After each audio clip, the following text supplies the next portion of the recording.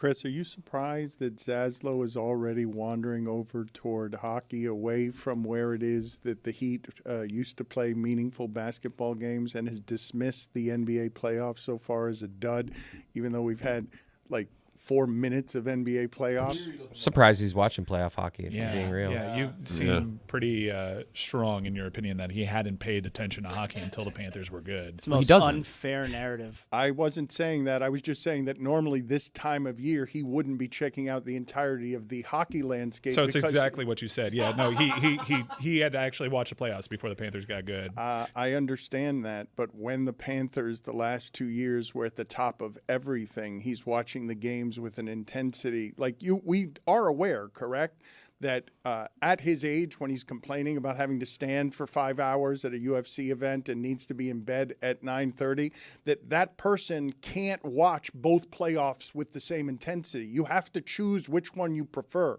It's not possible to watch all of it. It's not humanly possible to have kids, a life, and watch all of it. I mean, I spent a lot of time on the couch in the Zaslow Mansion family room this weekend, Dan, if we're being completely honest. Yeah, YouTube multi-view. That's been a lifesaver. Got the multiple TVs, and then WrestleMania gets going in the evening. It becomes tough to watch 3 things at once. But I took a gander at the hockey, much to your bemusement, apparently. Dan. You like it? Yeah, it's a sport I might be able to get into. You've dismissed basketball after 2 days. Well, hold on a second. Guy doesn't love ball. It's very easy to see. He likes puck now. He doesn't like ball. It's okay. Hold on a second. When the NBA opening weekend gives you 8 games, 4 on one day, 4 the next day, and one of them was compelling, Dan, it's fair for me to say it's been a dud. Come on. It's fair for me to say that we just got started. We don't do these measurements 2 days, 3 days at a time. Is 1 of 8 a good percentage? You had a big upset. It happens, fairly frequently. That was the one. But, I can make the argument that immediately after Tony said that the Orlando Magic were a joke, that they did the 2 most impressive things I've seen done in the entirety of the playoffs. Both of them, because the way they took out Charlotte, it's been a long time since I saw an NBA team play defense like that, where Charlotte, you talk about a team that wasn't ready for any of that and just decided, playoff basketball, I'm going to keep shooting threes from over here. It was awful. What the team that finished the Heat season had all sorts of trouble getting the ball to the free throw line. They were having trouble getting the ball over half court. It's been a long time since I've seen a team shut out like that on a good offensive team shut out totally by a defense. This is who we thought the Orlando Magic were going to be when they got Desmond Bane in the beginning of the season. We're like, wow, Orlando could be a sneaky, interesting team in the East. And all of a sudden, I say that they're a joke clown franchise, and then they go on a great run of winning 2 massive games and then beating the Pistons. What's going on here? You more wrong about that or Concanipple? No, I'm right about Concanipple. It's okay. What are you right about Concanipple? That he's had a legendary rookie year? That's 100% fact. First name is the right first name for him.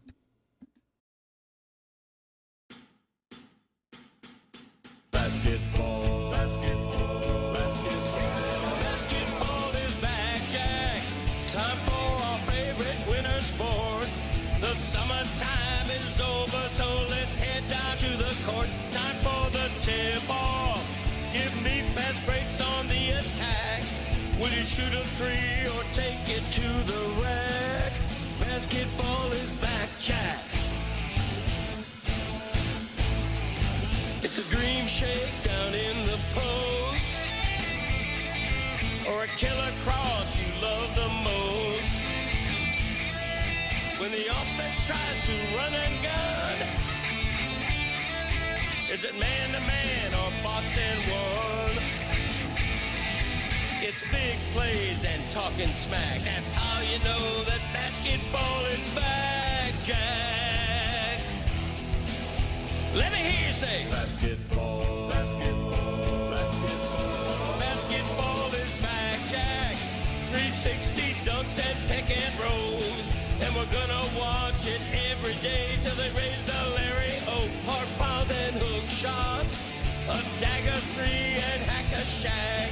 If you say this game's the best, I'll say Zagak. Basketball is back, Jack. Basketball is back, Jack.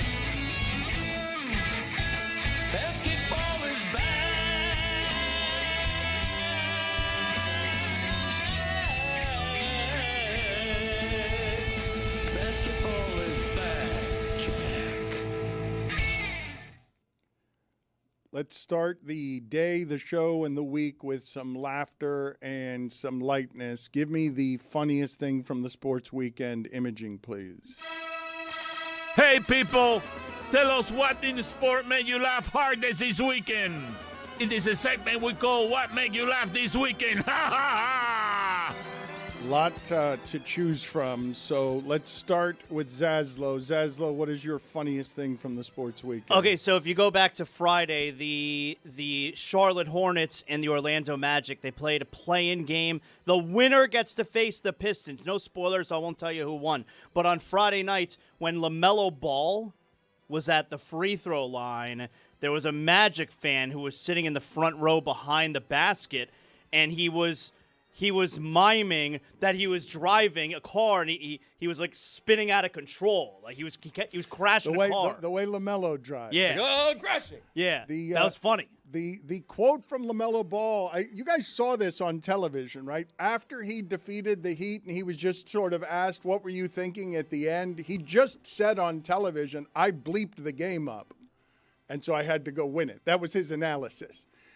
None of that belonged in the playoffs.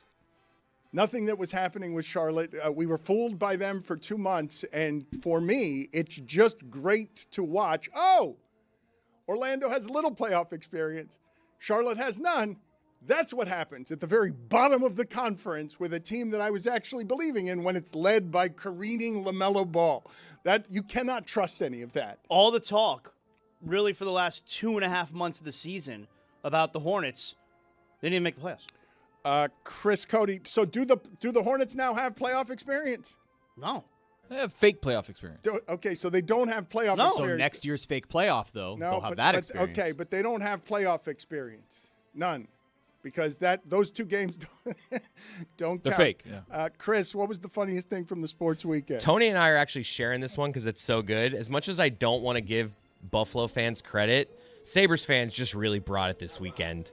Before the game, they were just attacking a Boston Bruins dummy, just losing their minds. I had never heard a stadium as loud as that stadium when they got that game-winning goal. Look at this guy just falling over like That's an idiot. the best part is that somebody throws like a hat or a shoe in the middle of the way. He's skating backwards, All right, doesn't so see it. hold on. Look at this guy just tackling. For the audio audience, okay, there's a dummy, and a guy on skates lost the fight to him by falling backward, tripping These over guys a have hat. jobs, I think, and families, and yet this is what they do on their weekend. Buffalo sports fans deserve better than what they've gotten from their teams over the years, especially this one. Like this one hasn't. When's the last time this one won a playoff game? 14 years. 14, yeah. 15. I'm not gonna lie, watching all of it, that pregame stuff, the pop when they got their big goals, it did make me think maybe we don't like hockey that much down here.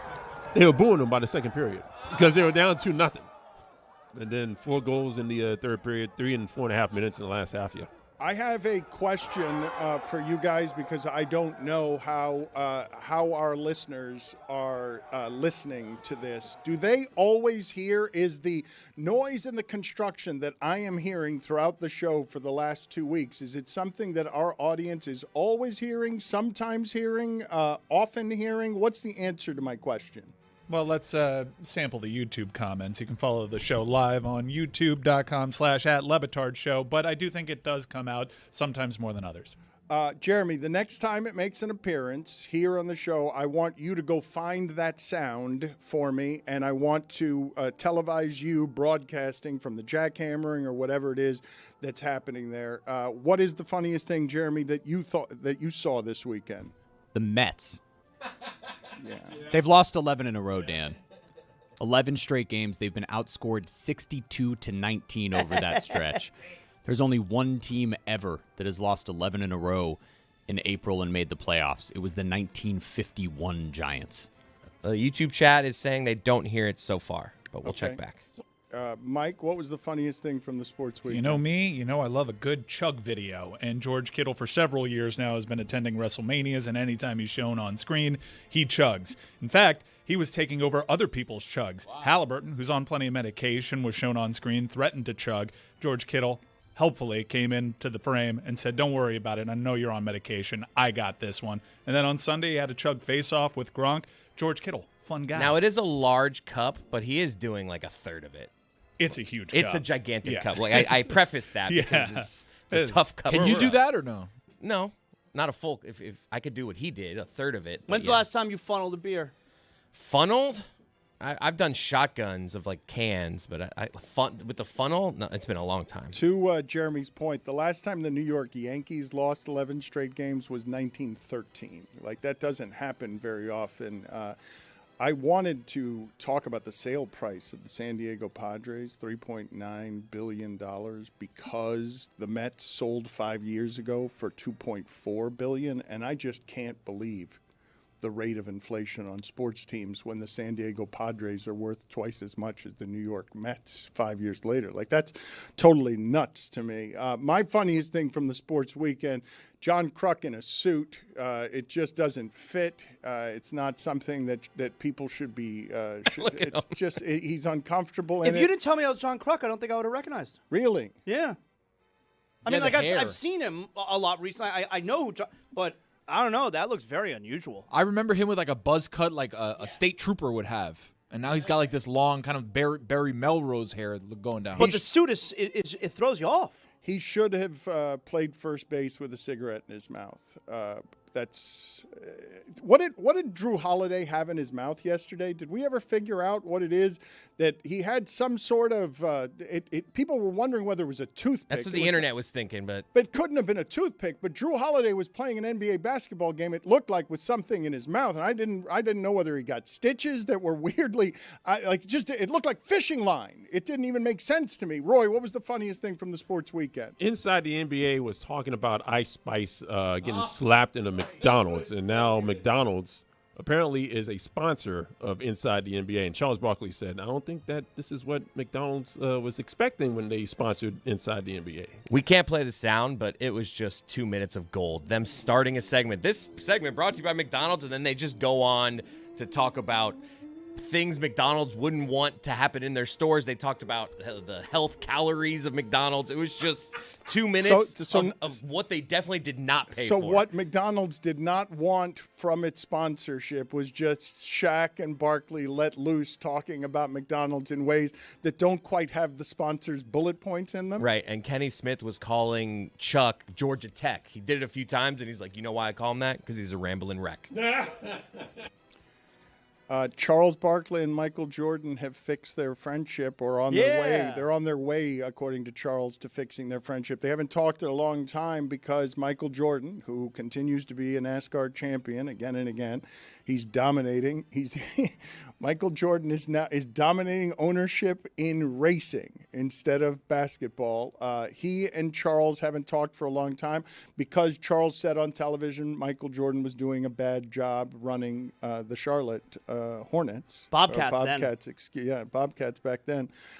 And so they haven't spoken in a long time. And Charles was hurt by that and bothered by that, but said consistently, I have to do my job, and my job is to tell the truth and say what I think. And Michael Jordan hasn't been good at that job, and Michael evidently was thin-skinned about it. You got to figure that all the winning recently with the NASCAR has helped unfreeze that relationship, right? We're like, because he was telling Michael, you're bad at this job, you only have yes men around you, and now like Jordan's like a winner again, I got to figure that has helped Jordan soften up a little bit. I saw the interview that Jordan did with Gayle King, which was only 1,000 times better than the one that he did with Tirico that they've been playing all season on Peacock. And it was interesting to hear him say, over here in NASCAR, I can just have the joys of a thing that doesn't have the burdens and pressures that I had as a godlike figure and a mythological figure in basketball. It seemed like the burden of being him in basketball was such that the interview he gave Gayle King talking about horse racing is more enthusiastic and inspired than I've ever heard him talk about basketball. He seems bored when talking about basketball because everybody wants to talk to him about basketball, and he was radiant during this interview. If you saw Michael Jordan at a basketball game, you wouldn't even try to go up to him. You wouldn't even try to get near his atmosphere. He could be sitting courtside, and you'd be like, he's just not at all accessible. And NASCAR does such a great job, like the fan treatment and access. You could be walking through the garage. It's not that hard to get garage access. And Michael Jordan's as close to me as Tony is right now. He's accessible. He takes photos. I mean, he's still Michael Jordan. You have to kind of respect his space. It's not like, going up to any other owner, really, but it's crazy to see how welcoming he is, how different his personality is around that sport. And he gave voice to it in that interview with Gayle King. Him going to a basketball arena is a larger-than-life experience for him because of what he represents to that sport. He is essentially a god in that sport. Where in NASCAR, he's Michael Jordan, and it's a side project, but he is not this huge cult of personality associated with the sport. Michael Jordan, you could argue, was bigger than the NBA. He and Barkley have a lot to catch up on. What do you think is like the first thing they talk about? Lots happened. Wow, Chuck, you're thinner.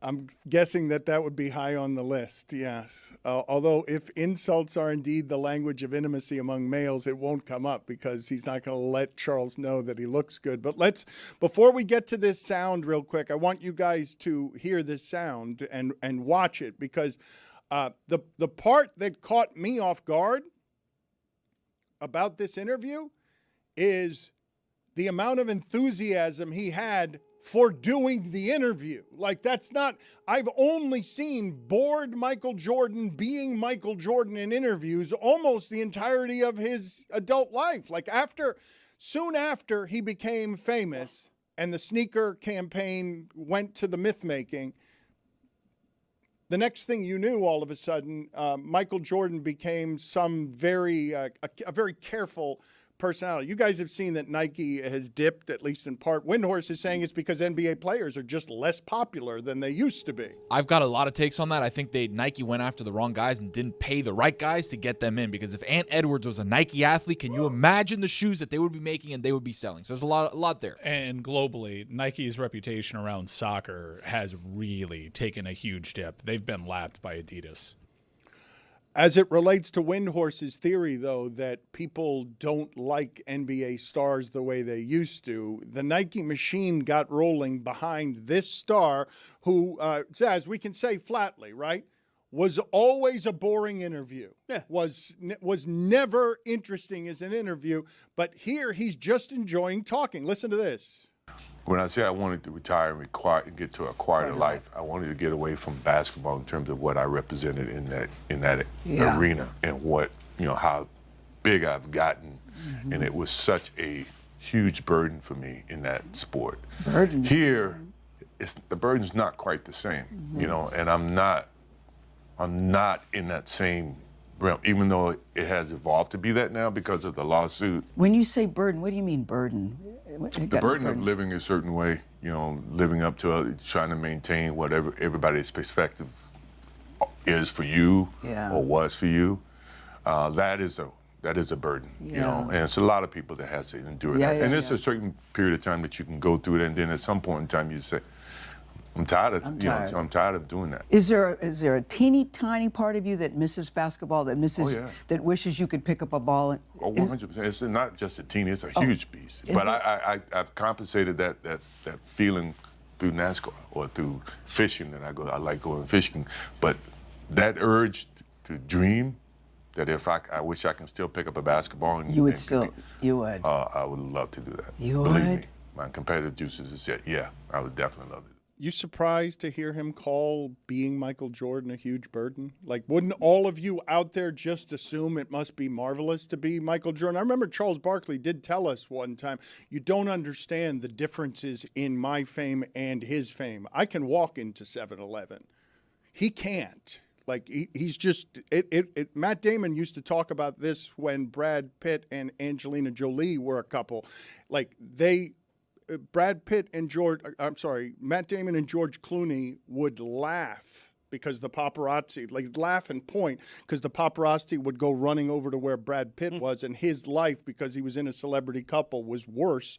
Are you surprised to hear him say a huge burden to be Michael Jordan in basketball? I'll tell you, my biggest takeaway from that is I find myself mesmerized watching him speak to Gayle King there, because we rarely get to hear him speak in some type of genuine fashion. that I still feel like this aura when he talks.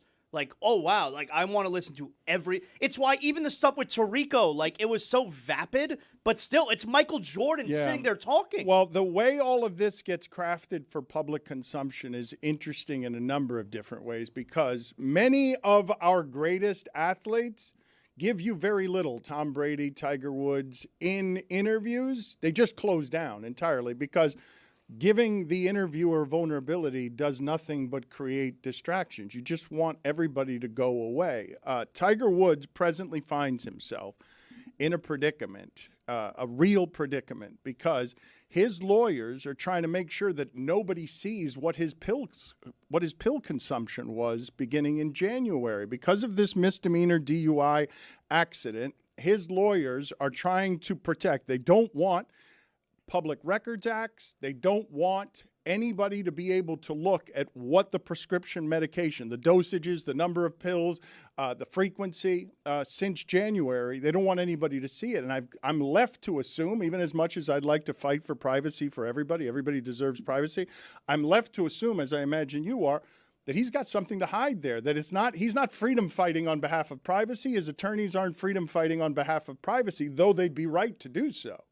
I don't think his medical secrets from January are relevant to what it is that happened in a recent accident, but it seems like there's something embarrassing there. I don't know how you arrive at any other conclusion other than that. I think it could be relevant to what happened. We don't know the count of his medication. He could get a prescription for something in January and still be using it when the incident happened. And he turned down a blood test on the scene.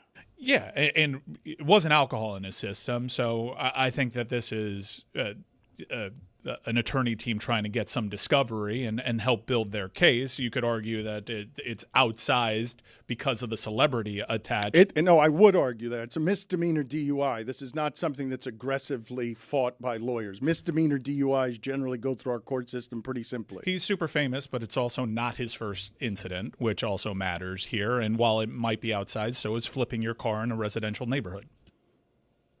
It's misdemeanor DUI. Like that, legally, it's a misdemeanor.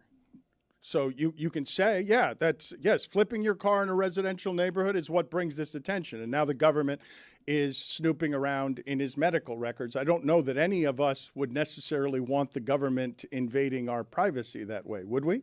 No, but I mean, there are consequences. And also, I don't think we're ever going to see those because he's got really good attorneys and this is all going to go away for him.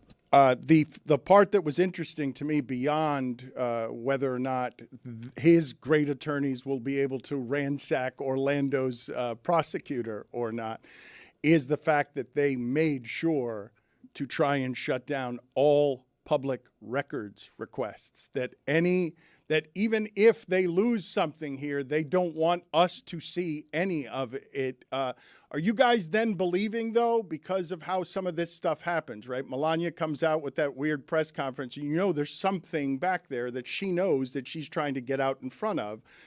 Are any of you looking at Tiger Woods' rehab stint here with skepticism, where it's like, oh, that's step one in the public relations campaign. It's not necessarily that he's bought full in, or are you thinking that it's a sincere effort after yet another embarrassment to actually try and retrieve help?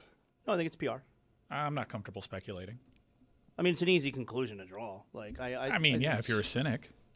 Yeah. If you want to be cynical about it, yeah, I guess. I mean, it certainly helps. He needed to do something. Initially, he was getting very bad advice.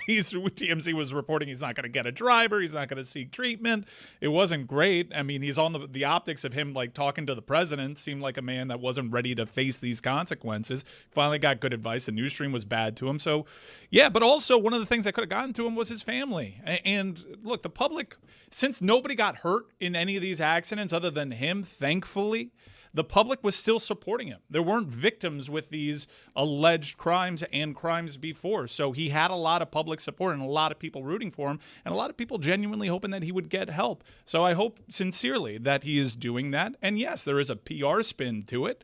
I mean, it's not great if Tiger Woods just continues to double down and continues to be a terror in Jupiter with his vehicle.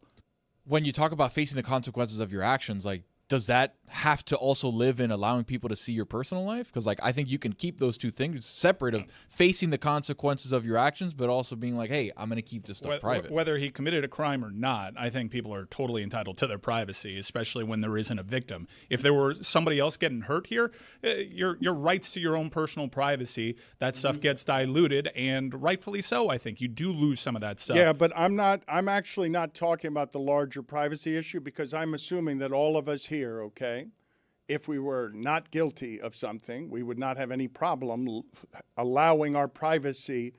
We wouldn't be fighting on behalf of our privacy if we didn't have anything to hide. If there wasn't anything that we were embarrassed by there. Like if Tiger Woods was totally clean here, he wouldn't even want this part reported, that he's trying to keep this stuff from becoming public. If he were totally clean, if there wasn't something there that's embarrassing to him, I don't think he becomes somebody who's fighting on behalf of his privacy. I mean, we all saw the video. Clearly there's something there, and it's not an uncommon request at all for people to get your prescriptions, for prosecutors to at least ask for your prescriptions. It's uncommon that we're talking about it on a national show. That's exactly what it is. It's like you're not normally dealing with someone so famous. I'm going to try to see if there are other examples in celebrity for where misdemeanor. This exists. If you're going to have a hard time finding some of this for a misdemeanor. I mean, look, every site I've gone to for law practices, they've all said that oftentimes in a misdemeanor DUI, in any DUI, they will request your prescriptions. Now, we don't normally know about those things. I don't believe any of us have gone through that process. And if we had, maybe we would know that that is a common request from the opposing attorneys. But it's just dealing with a famous person, which is the reason why it's all publicized. It's why he would want to not give those things up, because we'll find out. Is Tiger also trying to protect his doctors that are maybe doing stuff that, well, that's again, a speculation of maybe the doctors are prescribing a little bit more because it's Tiger Woods? Yeah, but yes. That might be reckless speculation. I don't know if you want to play that. It is absolutely reckless speculation. Yeah, we saw what happened with Michael Jackson when he OD'd. Like, they came for the people that prescribed these things. Yeah. Time to throw away all journalistic credibility and get reckless.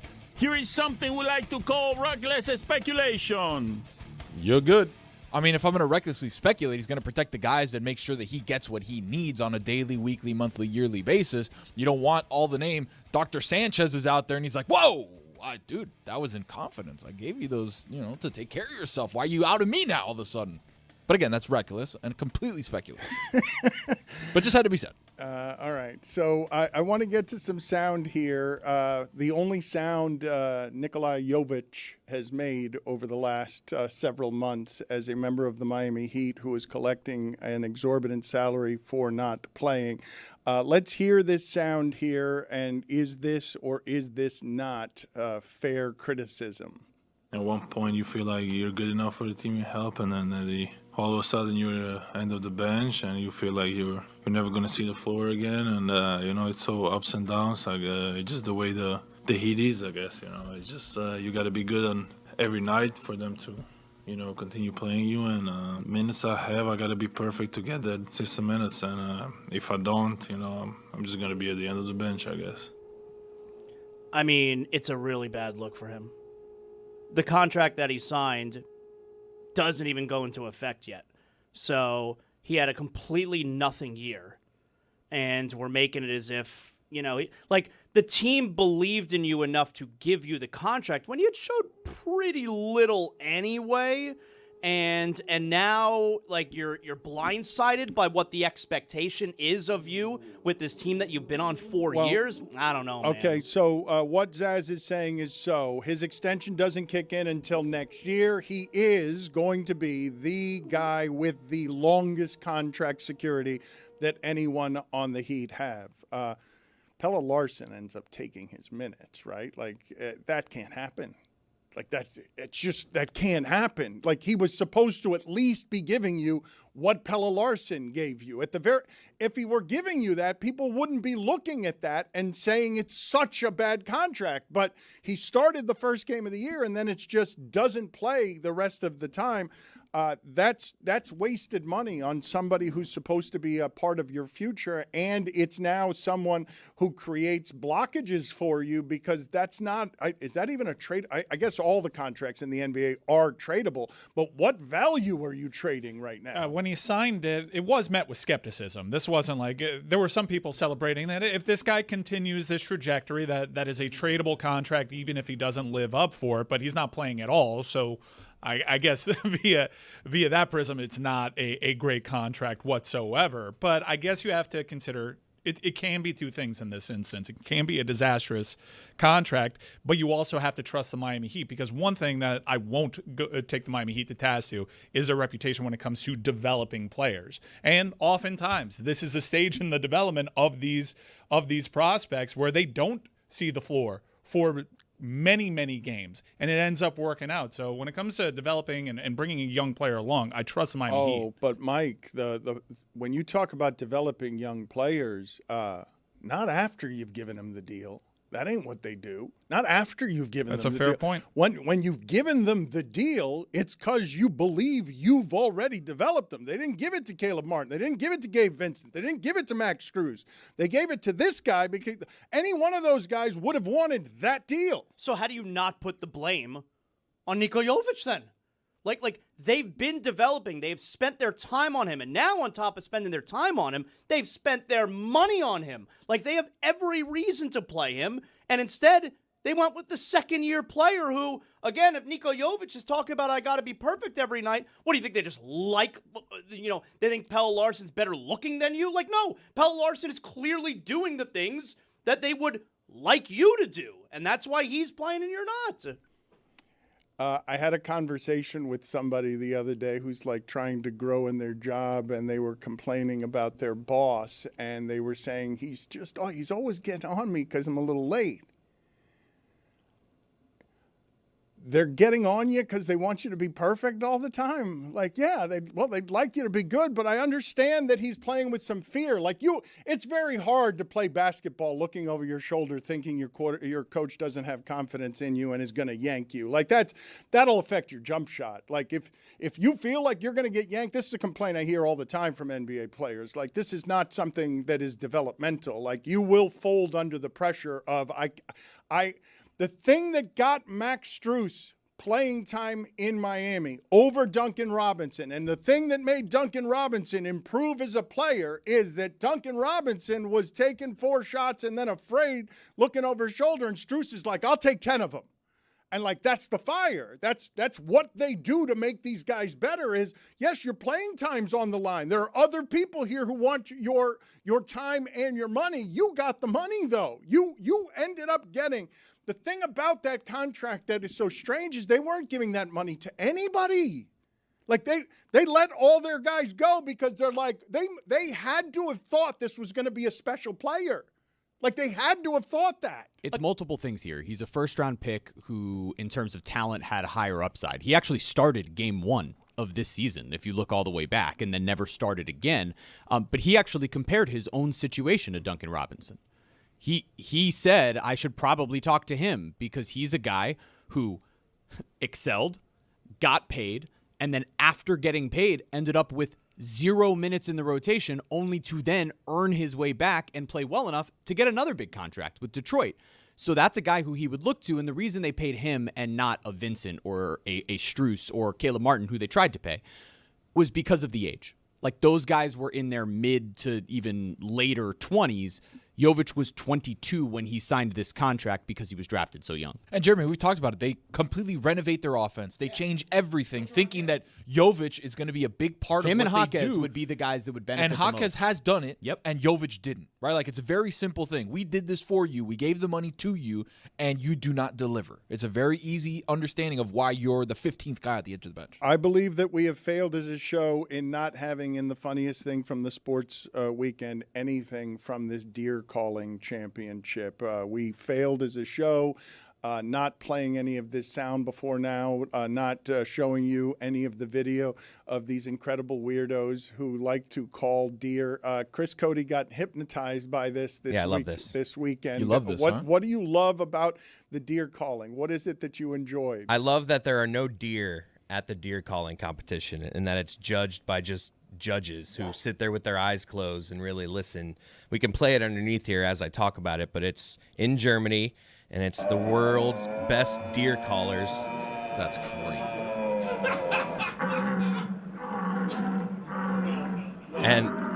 And they're assessed. Now, Fabian Wenzel has won this thing 5 years in a row.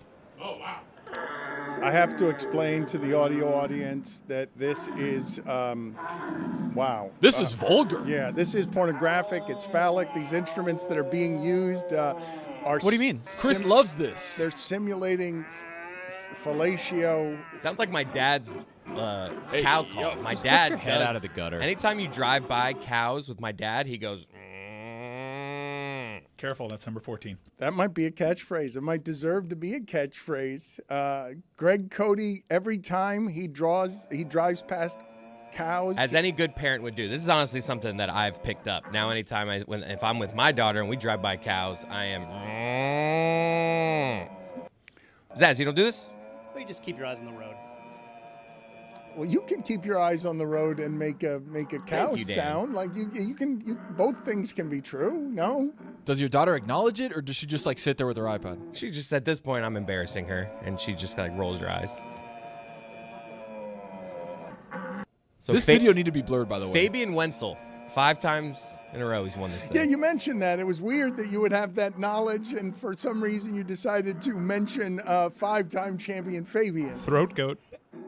Hall of Famer. These people look exactly as I would have imagined that all of them look. They're all white. They're wearing but not just not. This is pornographic. This shouldn't be on television. This shouldn't be allowed. If you're watching at work, we're sorry. This is wrong. What's happening here? But also right. No, there's nothing right about what we just did, including not our judgment. Our judgment was not right. We're gonna try to get Fabian Wenzel on. Have we seen the woman competition? Just wondering. Get me the sound of Giannis on Goran Dragic's podcast, please, as Giannis continues to talk in a way that I don't think is serving Giannis at this point. I think Giannis needs to be quiet for a while because I don't know that there's anything. Hypothetically, Zaz, is there anything that he could say right now that isn't going to have the recoil? We always do this, right? We always do this. The first few times the disgruntled superstar talks, we cannot talk enough about it. And then over time, everyone turns on the disgruntled superstar because, at least in part, they're tired of how often others are talking about the disgruntled superstar. I don't think anything good comes out of any current athletes doing these podcasts. I don't think there's anything good that comes out of it. And in this case with Giannis, unless he were, and I've not heard this yet, unless he's going to get out there and talk about all the mistakes he made over the last year in allowing this story to become what it's become, I don't think it's good for any of these guys to talk. Let's credit Gogij's Garage, which is a real podcast. And one of the things that you'll see is hanging over Giannis's shoulder is 2 banners for both of his championships that he won in Milwaukee. Let's play that sound. This was the first time that it was like real. Yeah. Oh, you know, like it was a lot. You know what I'm saying? And I'm not saying that it was real, that I wanted to trade. Like it was, bro, everywhere I went, like in the street, people would tell me, don't leave, don't this, don't do that, please stay, this. If I'd ever been in that position, if I could chase something, maybe I come out and shut it down, because I think people wasn't listening to me. Like I was saying, like, oh, Giannis, come out and act for a trade. Giannis, come out and do this. Giannis. I'm like, first of all, people that I respect and people that I love, I would have conversations with them, right? My coach, my GM, people that I closed door, of course, yeah, But I kept saying, like, I would say, guys, I'm here, I'm not going nowhere. Oh, well, yeah, whatever, blah blah. Giannis is going to the Knicks. Oh, okay. 2 weeks later, I'm here, guys. I'm locked in. I got hurt, but I'm coming back to play here. Oh, Giannis is going to Miami. They wasn't listening to what I was saying, right? Yeah. So, if I could turn the time back, I would maybe say, come out a little bit earlier. It's like, hey, guys, this ends today. Look at me in my eyes. I'm staying with Milwaukee until further notice. It ends today. Stop, making stories and after stories and after stories. I thought Goran Dragic was great in that clip. He's adorable, man. I love him so much. But Giannis did it again there, where he said, I'm staying in. I wish I would have went back and said, I'm not going anywhere. I'm staying in Milwaukee. And then he added, until further notice. You could say that about anything. Yes, that's correct. Until further notice changes everything. I'm staying here until I decide that I'm not anymore. That's what he just said. It's why him flirting with the concept of loving Miami is so funny, because on Why the is he same doing on that? the same podcast, it was Goran trying to recruit him. They're talking about Miami. They're asking him That's what this they or do on that Gogie's questions. Garage. I mean, come It's on. great. That's what it's there for. The garage is to recruit. He said that he doesn't like L.A. because it's too flashy, but Miami too superficial. Let's get that No, we're sound. authentic here. Let's get the sound of how it is that Los Angeles is too superficial, but Miami has great depth, the depth of a library. Vacation, LA or Miami? Miami. I think Okay, LA is okay. superficial. I don't like LA. You can't know Miami at all and think it's not superficial. It's less superficial than LA. We can agree with that. Is it? Yes. Is I it? mean, Yes. No. Come on. Oh, Mike, please. You've never been to California. How have I never been to California? I've been more to, You know why. I've been to You know California more than why. you have. No, you haven't. California off. Oh, wow. Also, we'll talk after the show. Lean in. Who's been to California more often? It's been a California off. We're not- I've been we're not many doing a times. California off. Many times. He's afraid. We're He's not. afraid. He doesn't know that I've been many, many times. All right, put it on the poll, Juju, at Le Batard Show. More superficial, Los Angeles or Miami?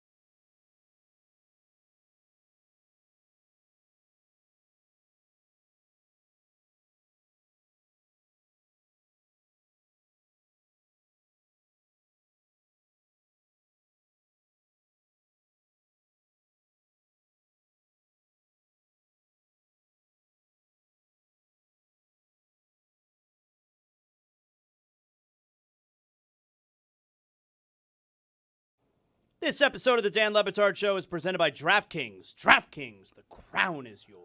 I do want to get to the playoffs in both sports in a second, but how real or done is A.J. Brown to the Patriots? Like, this is something that just gets whispered about, and the stock response from the Eagles, because I'm assuming that they're trying to keep A.J. Brown till at least June 1st, has been A.J. Brown's an Eagle. A.J. Brown's an Eagle. But there's been so much talk about the fact that he's not going to be an Eagle. How done is him to the Patriots? It's basically done. They're waiting for post-June 1st.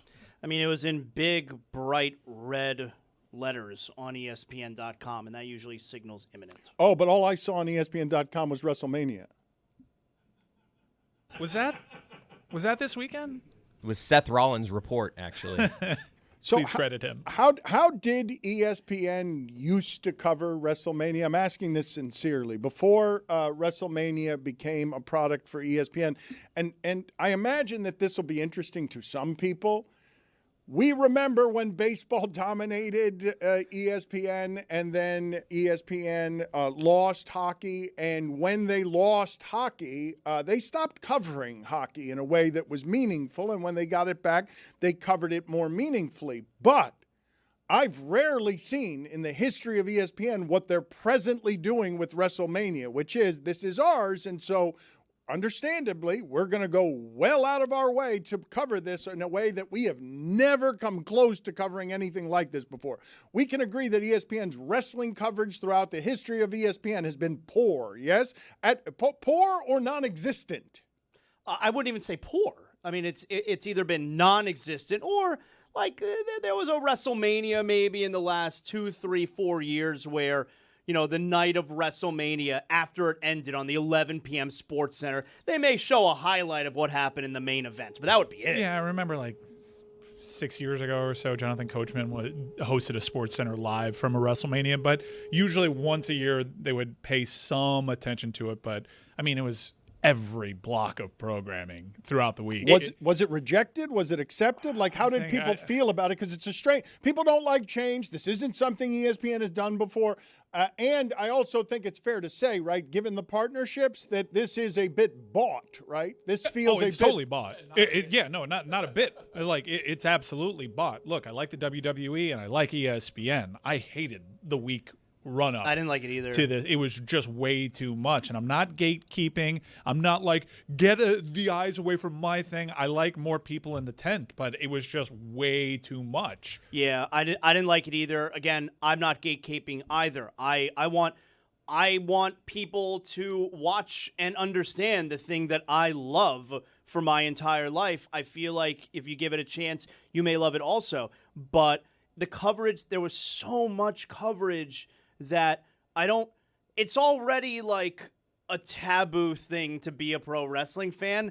And now I felt like there's more people who are looking and pointing going, this shit's stupid. You know, it's like, and I didn't like that there are like more people hating on the thing that I love. Well, I think that most people who are watching ESPN are used to, quote unquote, the real sports, the stuff that isn't scripted.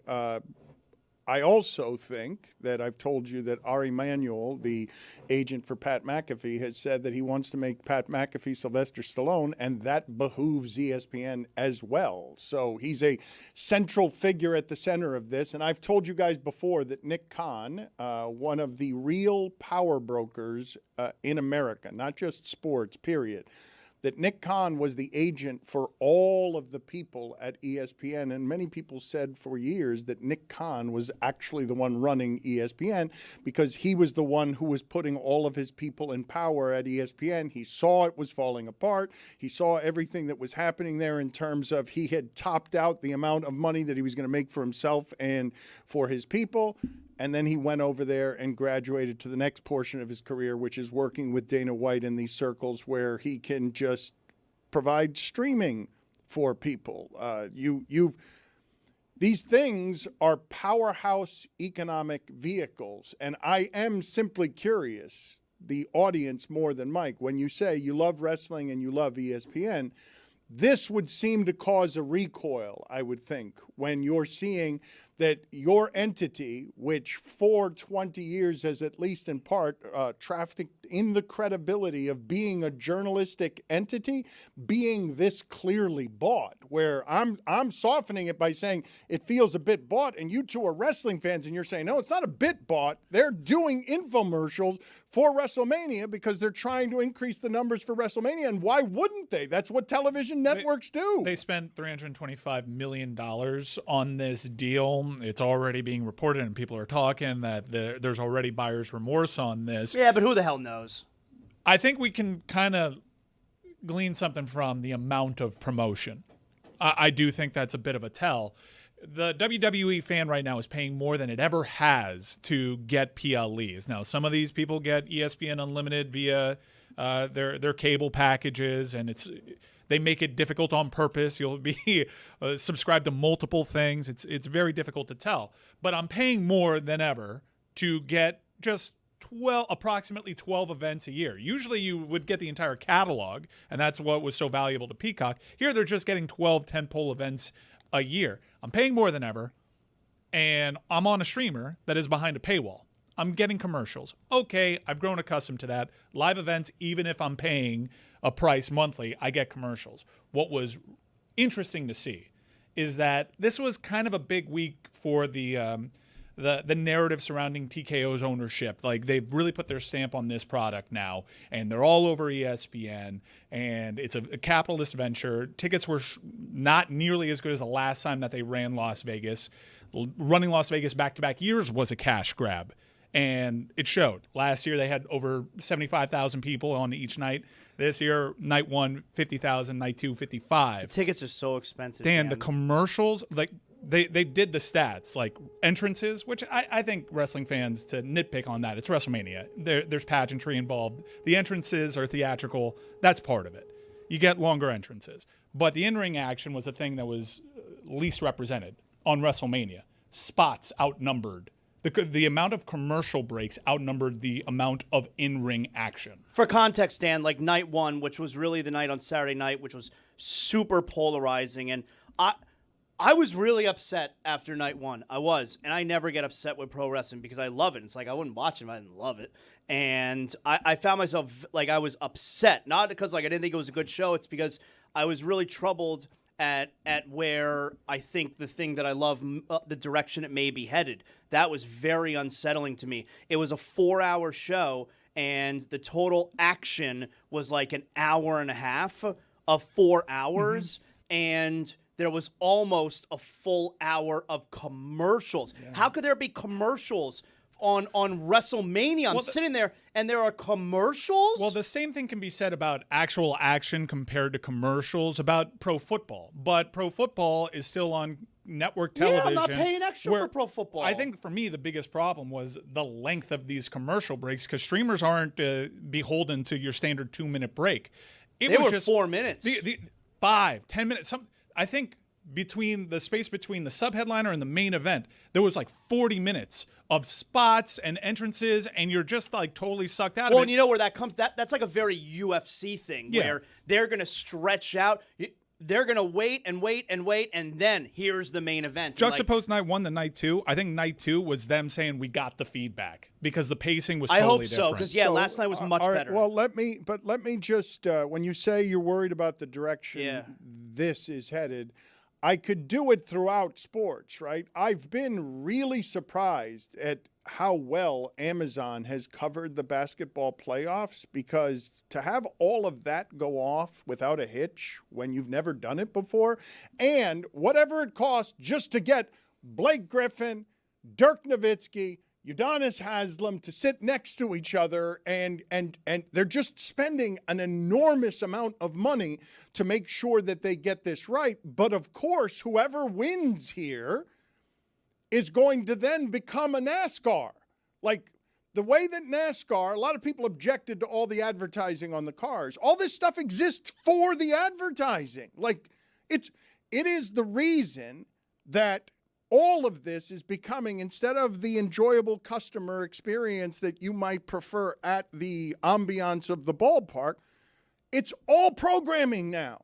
like you guys object when I say it doesn't matter that much whether fans go there. It still does for now. But when you're talking about the direction that this is headed, whoever the 4 or 5 winners are in sports are going to need to get their money back because the Padres just went for $3.9 billion. Right. Well, I don't think ESPN's going to get their money back from this ESPN deal, and I think we'll find out together what the next deal is. I think Nick Khan and TKO should send a huge fruit basket to CM Punk and Roman Reigns because they close. What a match, Dan! They close the entire event with what is considered a classic match that actually left. Match. That's your last impression. Okay, this entire weekend isn't a disaster, but. Look, TKO has introduced plenty of things that were taboo for wrestling. There's ads all over the mat. I don't care so much about that.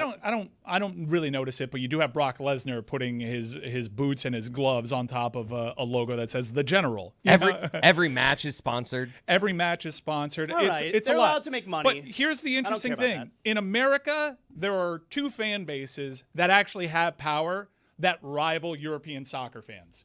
It's SEC football fans with message board culture and wrestling fans. And the reason why wrestling fans have so much power is pretty much everybody in the business is a wrestling fan. So the criticisms actually do connect. And that is what you saw from night 1 to night 2. I hope because so. we reached a critical mass on TKO injecting this TKO capitalism into this product, and people were rejecting it. In fact, even after yesterday's great main event, Roman Reigns joined the post show, and there were chants that came out over the broadcast. Good. FTKO. Good. Netflix ran into this when they dabbled with baseball. There's going to be upheaval change that fans are not good with. It's anything that's not what you're used to is going to be something that the customer recoils on. But you guys do understand, right? If these people are paying this much for all of these things, for their television programming, they have to make their money back. Like, they can lose money for a little while, but when you talk about the direction all this is headed in, like, we're going to head back to commercials. Amazon and Netflix are already doing things with commercials, and we're going to keep going. Like, the part about this that is problematic for the sports fan is once you've given the sports fans no commercials, you can't go back and start giving them commercials. People were complaining all season that the Red Zone has commercials. Right, but people are rejecting it, and at that point, it does matter. These high ticket prices are in part to blame for fewer people there, but it's also the product. And the atmosphere in night 1, because of the commercial breaks and the pacing and the fact that night 1 was just abysmal, you're pricing out your most passionate fans that add to the atmosphere, that add to this being a big event. And Dan, the attendance doesn't lie. The arrow is not pointing up anymore. Wrestling was on a heater 2 years ago with WrestleMania 40. They parlayed that into these big contracts, but the people that are there year over year are feeling priced out. They're feeling ostracized. They're being turned off by the product, and they are raising their voice. And luckily, so far, it seems as though even though Nick Khan went on a podcast, so far, it's 24 hours. Nick Khan went on a podcast and flatly said, you can complain, but it doesn't change our direction. That's not typically the case with WWE. They usually, it may take a while, but eventually the customer does get to dictate the terms. And this thing is going to continue. It's not going to go away with one successful main event between Roman Reigns and CM Punk. The thing, though, that I keep bringing up to you guys because of the business model, okay? Unrivaled, the local league here brought in to compete against the WNBA is basically just a sound stage. It might as well be a studio where television is made and they happen to play basketball. It's a sound stage.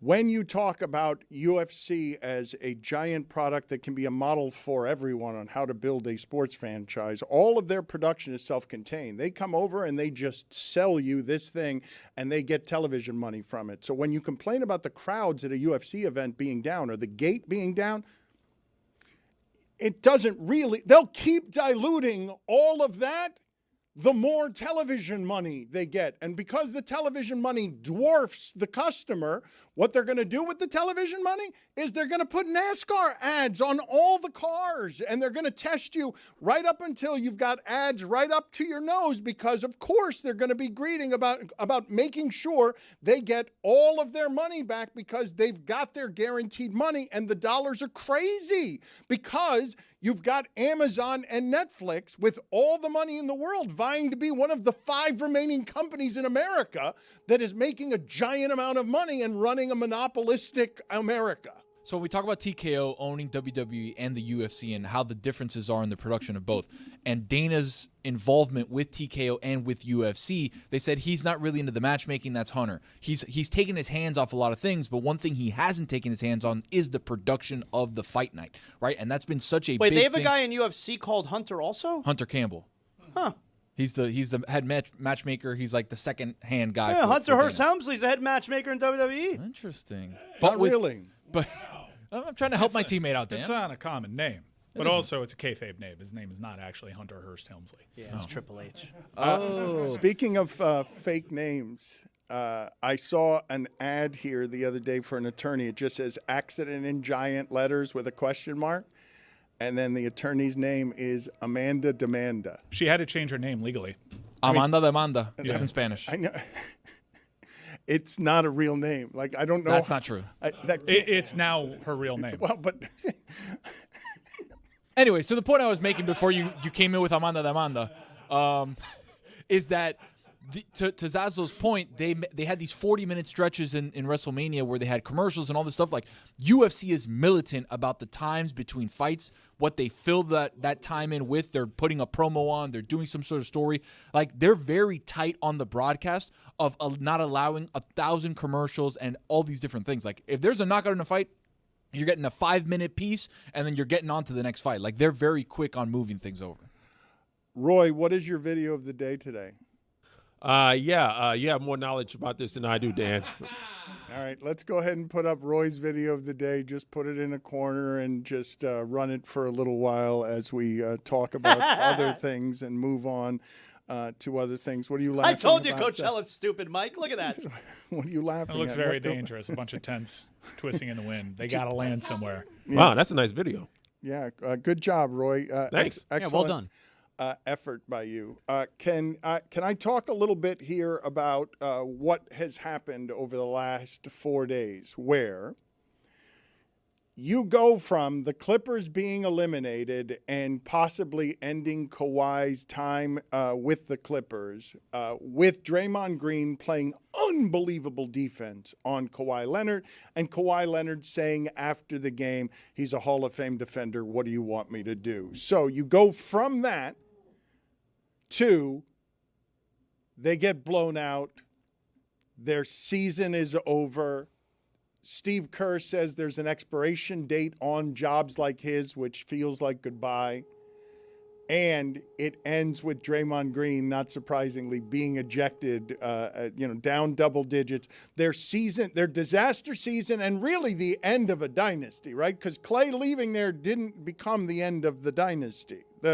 The dynasty was still holding on to, can Steph come back and resuscitate something over the last 3 years? But that's the official end of the dynasty when you lose, not getting into the playoffs. And not surprisingly, at the end of the game, Draymond Green just gets thrown out, talking on what I imagine will be the punctuation of all of that being over there.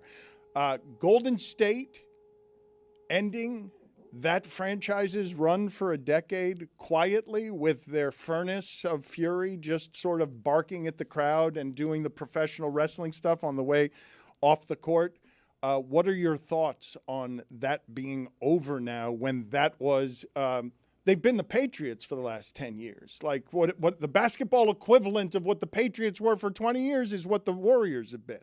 Yeah, not too different from where the Heat sit right now, where there's no real direction, and they have older players. Now, look, Steph Curry is still a really, really good older player, but they have older players who make a ton of money. And, I mean, the Heat have been in the play-in 4 consecutive years. The Warriors have 3 consecutive years. Like, It's kind of a similar spot, and it doesn't feel like they're going to trade anyone. They're kind of just stuck. But they still have Steph Curry. And Yeah, when they he's still have healthy, someone fun, He's yeah. an alien. And while I do think that this is different, it should be noted we were having similar conversations about the whole Golden State thing being done in 2021 when they were eliminated from the play-in by the Memphis Grizzlies. And in 2022, they won the NBA championship. So they found themselves in this spot before, and they rebounded to the very top of the sport. 4 years is a long time. And they were a long time. Yeah, but Steph Curry is going to continue to age well in that sport, even though I'll admit he's been more hurt this year than I think anybody anticipated. They were able to make tweaks with that roster in a way that they might be unable to because of the Jimmy Butler money. They have $60 million wrapped up in him. Now, if you can get another team to bite on that being an expiring deal and maybe attaching more, it's just a matter of whether they're willing to sacrifice the future for one last run at it when the West looks the way that it does, or if they want to just kind of ride it out. It's over. It's over. All right, I'm marking it. It is over in Golden State. Did you think it was over in 2021? No, there's an organizational reset that's going to happen here. They're going to not be able to get an inexperienced coach because you can't have Jimmy Butler on your team. I would assume that Steph Curry does not end his career with the Warriors. Really? That's I big, disagree. Dan. Well, then if The that's one the case, takeaway I was going to say is that Steph still has a lot in the tank. Obviously, he had 27 missed games because of a knee injury, but like if he's healthy and ready to go, like that's a guy that can help any team instantly. well, if the NBA thinks that the Warriors thing is over, then for those that are whale hunting, you're prioritizing the wrong guys. So here is some sound, wired for sound. It ends unceremoniously, but this is the last of the dynasty here. These three guys, it's Draymond and Steph and Steve Kerr, and they're wired for sound. And you tell me if this doesn't sound like Steve Kerr saying goodbye. I don't know what's going to happen next, but I love you guys to death, and thank you. I appreciate you. That might be him saying goodbye to Draymond. Nah, he's tapping both of them. Yeah, It's a cool moment. Yeah, I don't know. That could, yes, you could say that's him saying goodbye. It's definitely him saying goodbye to somebody. You guys are of the belief that Steph plays his entire career with the Warriors? He's one of those guys that is hard to, especially when you consider he's still like really good when he's on I the saw court. Wade play for two more teams. Like, I know. They have different. to. They have to. That was about money. They have to restructure everything, though, and now the coach that he's comfortable with and that he's used to, if you bring someone else in there, Steph must not recognize what is presently happening. The idea that Steph's team doesn't make the playoffs. Yeah, but they're not. What happened with Dwayne Wade is the Miami Heat were projecting his style of play, the fact that his game might have tailed off a little bit, injuries catching up with him, and while you can maybe latch on to the injuries with Steph Curry, and everybody's always been worried about his ankles, he is held up as the example of like that guy. You want to talk about LeBron playing to 50? That guy is going to be lethal from the outside for as long as he wants. He could be a 65-year-old man, and you cannot leave him open. They only have $15 million on the books for 27-28. So they have all this money wrapped up in next year. But after next year, when so many of those deals are expiring contracts, they haven't extended Podziemski, they haven't extended DeAnthony Melton or anybody like that. They have $15 million, and 13 of those are Moses Moody.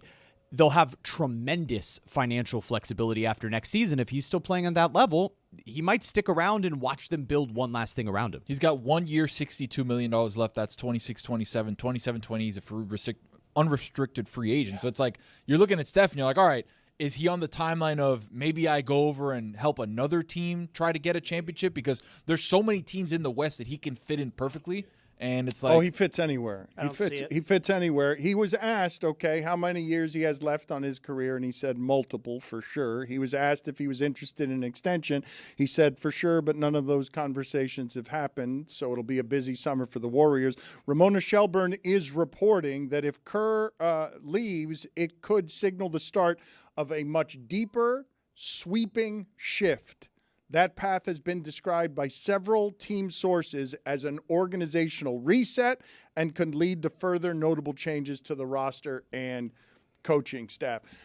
Those folks were very loud, Lacob loudest among them, of saying that they were light years ahead of everybody. And now They didn't make the playoffs in a league that you can make the argument after the first week of playoff games that there are 10 teams in that league that aren't trying, and there are 10 more that aren't good enough, and then there are 10 more that are closer to having a championship chance, and really 5 that have an actual championship chance unless you get flukery out of the three-pointer. But notable changes in Golden State, you've gone from your owner saying we're light years ahead of everybody to you didn't make the playoffs and you lost to the team that just lost by 100 to Oklahoma City and has no chance in that series. None. 0% chance the Phoenix Suns have of knocking out Oklahoma City. You didn't make the playoffs. Now, I understand that you were hurt this year. It's not an accurate assessment because Steph didn't play. But if you're light years ahead of everybody, you don't keep Steph. You go and get whatever Steph demands now because Steph's not going to be worth in 2 or 3 years what he's worth right now. Right now, he's still somebody who changes an entire franchise's hope and ticket prices right now. Mm-hmm. But he's 37. Like, Mike can say what he's saying. He's right. The jump shot's not going anywhere. He's going to be able to make jumpers, but he was hurt more. That's what happens when you age. You're going to sit there with him and Jimmy Butler? You're gonna see how that goes again with Jimmy Butler? You're not going to see how that goes again with Draymond, are you? If Steph Curry, and we just heard him say it there, plans to play several more years, wants a contract extension, so it's going to be a busy summer for the Warriors. There's no way that you trade him if he doesn't want to play somewhere else. There's no way. There's no, and I'll tell you what else. The place where Golden State really screwed up, and yes, they ended up winning another championship in 2022, but the place where they really screwed up, and especially for a franchise who's light years in front of everybody, they had the number 2 overall pick in the 2020 draft, and they got nothing. Nothing. That would have extended his career. Big time. They got nothing. Can you guys explain to me, though, who else you're putting in this category with Steph as a guy who's going to get exactly the ending that he wants with the team that he wants? That, like, I feel like this one goes bad all the time with the aging superstar. Jokic. Okay, but the last thing we heard from somebody before he signed his recent extension, they brought up, before one of his MVP ceremonies, they brought up, well, we don't know if we need to trade him in 4 or 5 years. Yeah, Kroenke just brought up when nobody was talking about it. It was weird. No, we could trade Jokic. It was weird. It's uncalled for. So Jokic is fine now, but it's been like a 5-year run of Jokic. I'm saying in the class of the ending is coming, and no one gets the nice ending anymore. Giannis isn't getting it. Dame isn't getting it. There's the nice ending. Dame is kind of getting it now. Right. That nobody is in the position that you're granting Steph, which is that he's such a warrior that you cannot imagine right now the Warriors without him. But you're not putting a lot of people in that class in basketball. It's become a transient sport no matter how popular you are. Dan, I'm a big fan of what you're doing right now. No one's talking about Steph Curry potentially being available. Maybe with good reason, because why would you? But man, do I want this guy in the conversation. The guy that gets the ending that everybody wants just because he's been a mercenary his whole life, James Harden. Can kind of go out and everybody's like, hey, James Harden, that guy hell of a career. He's getting exactly the ending he wanted. Yeah. It just confuses the hell out of everybody, but he's doing what he wants. I don't know if you guys saw, though, that James Harden is a 36% career three-point shooter, and he's shooting 44% in Cleveland. And not only that, Jared Allen wants to spend all his time with James Harden because all it is Jared Allen at the rim with lobs. From the weekend, Zaz, you were saying that you didn't like any of the games. The only interesting one, I did like the play-in games. The play-in games were fun, and I'm not going to just skip past the fact that the oldest player in the league is beating the Houston Rockets, whether they have Kevin Durant or not. I'm not going to become immune to the greatness of LeBron James by seeing the oldest player in the league win a playoff game when he doesn't have his 2 best players, and he's out there with the greatest shooter anyone's ever seen, Kennard, according to Stan Van Gundy. Old Luke Kennard. I owe him an apology. I have a top 5 guys that I shouldn't have doubted their game to start the first weekend of the NBA playoffs, Dan. He made all of his shots. Stan Van Gundy has said he said he's a better shooter than Steph. He says he's the best pure shooter he's ever seen. But he can't get a shot off the way Steph And he hit the backboard that one time. Well, maybe he's never seen Steph. I mean, Zaz definitely owes the Lakers an apology. I said my Lakers God. weren't going to win a single game in the playoffs. A game is how he said it. I think I That didn't was know, a no thank you, Tony. I mean, I didn't know that Durant was not going to We'll play. see in a little bit. I don't get like a mulligan for that. That Durant didn't play? Kind of a big thing. Well, I would say which is a bigger thing, just hypothetically before that game is being played. If I tell you Doncic and Austin Reeves are out. But I knew Doncic and Reeves were out. I know, but if I simply say to you which harms which team the worst, Durant being out or Doncic Good question. and Reeves both being out, and LeBron spending the game throwing the ball to DeAndre Ayton, who last time we heard from JJ Redick said he just has trouble catching the ball. It's a good question. It's a good question. Yes, I understand that your prediction was before Durant was out. So you're saying, do you deserve a mulligan? Oh my God, Sazwell, Panthers missed the playoffs. I didn't know everybody was going to be hurt. I mean, your prediction was before we knew what the matchup was, period. So it could have been literally against anyone, and you said they won't win I a don't game. know about so now that. you're doing I don't mental know about gymnastics. that. You want me to go back and find the first time you did? I don't know about that. You wanna I'm you just wanna see it? predicting they're not going to. How did I know that they weren't going to play Portland in the first round? Could I have given you a better symbolic ending to the Warriors season than them losing by double digits and Draymond Green getting ejected with 17 seconds left for arguing with Devin Booker and then taunting the crowd on his way out? Chef's kiss ending. I mean, if we were writing the movie, we'd be like, come on. What are you doing? I mean, he won't shut up, okay? He's down double digits. You explain this to me because it's something I legitimately don't understand. Love's not shutting up. Yeah, but when you're down, your season's over. Like, that's just the best time to do it. You got nothing left. But all that's there, though, is crybaby frustration that's not in any way adult. It's just lashing out, He right? was acting such a fool as he was walking off the court. But it's not. When you think of, okay, we think of, how many times do you see in hockey a playoff series ends and somebody's indignant because one person in the entire hockey playoffs didn't shake hands with the other guys? And look at how Draymond does it. And they must be so tired of him inside of that locker room. They just have to be. It has to be a daily kind of wearying that this person exists and won't shut up. We all know this person, right? That no matter what they're presented with, they just won't shut up. I'm telling you, if we were to play the Steve Kerr thing again, I'm pretty sure when he says, I don't know what's going to happen next, I think he's looking right at Draymond. All right. Draymond is the only one that responds. Like, you hear Draymond say, I love you too. All right, well, let's see this for a second, because I thought Steve Kerr was talking about himself. I didn't think he was talking, but let's see if he was looking at Draymond here. Let's look at this again. I don't know what's going to happen next, but I love you guys to death, and thank you. I appreciate you. Okay, when he was saying, I don't know what's going to happen next, he was looking at Draymond. When he said thank you, he turned to Steph. He's patting them both on the back. I'm on to you, Steve Kerr. I do think he said thank you and I love you to Steph and said, I don't know what's going to happen next to Draymond. On to you, man. What else from the playoff weekend, hockey or basketball, got your attention? Because you checked out on the basketball playoffs. I gave hockey a try this year. And you were rewarded. I think there were some really good games on the hockey Oh, side. the Canadiens. That's who I root for when the Panthers are out. Dan, it was during COVID, and people may have missed this, but it's rare when you get a first-round matchup that's a Stanley Cup rematch. And that's what we have with the 2021 Western Conference champion Montreal Canadiens taking on the Tampa Bay Lightning. That is going to be a great series.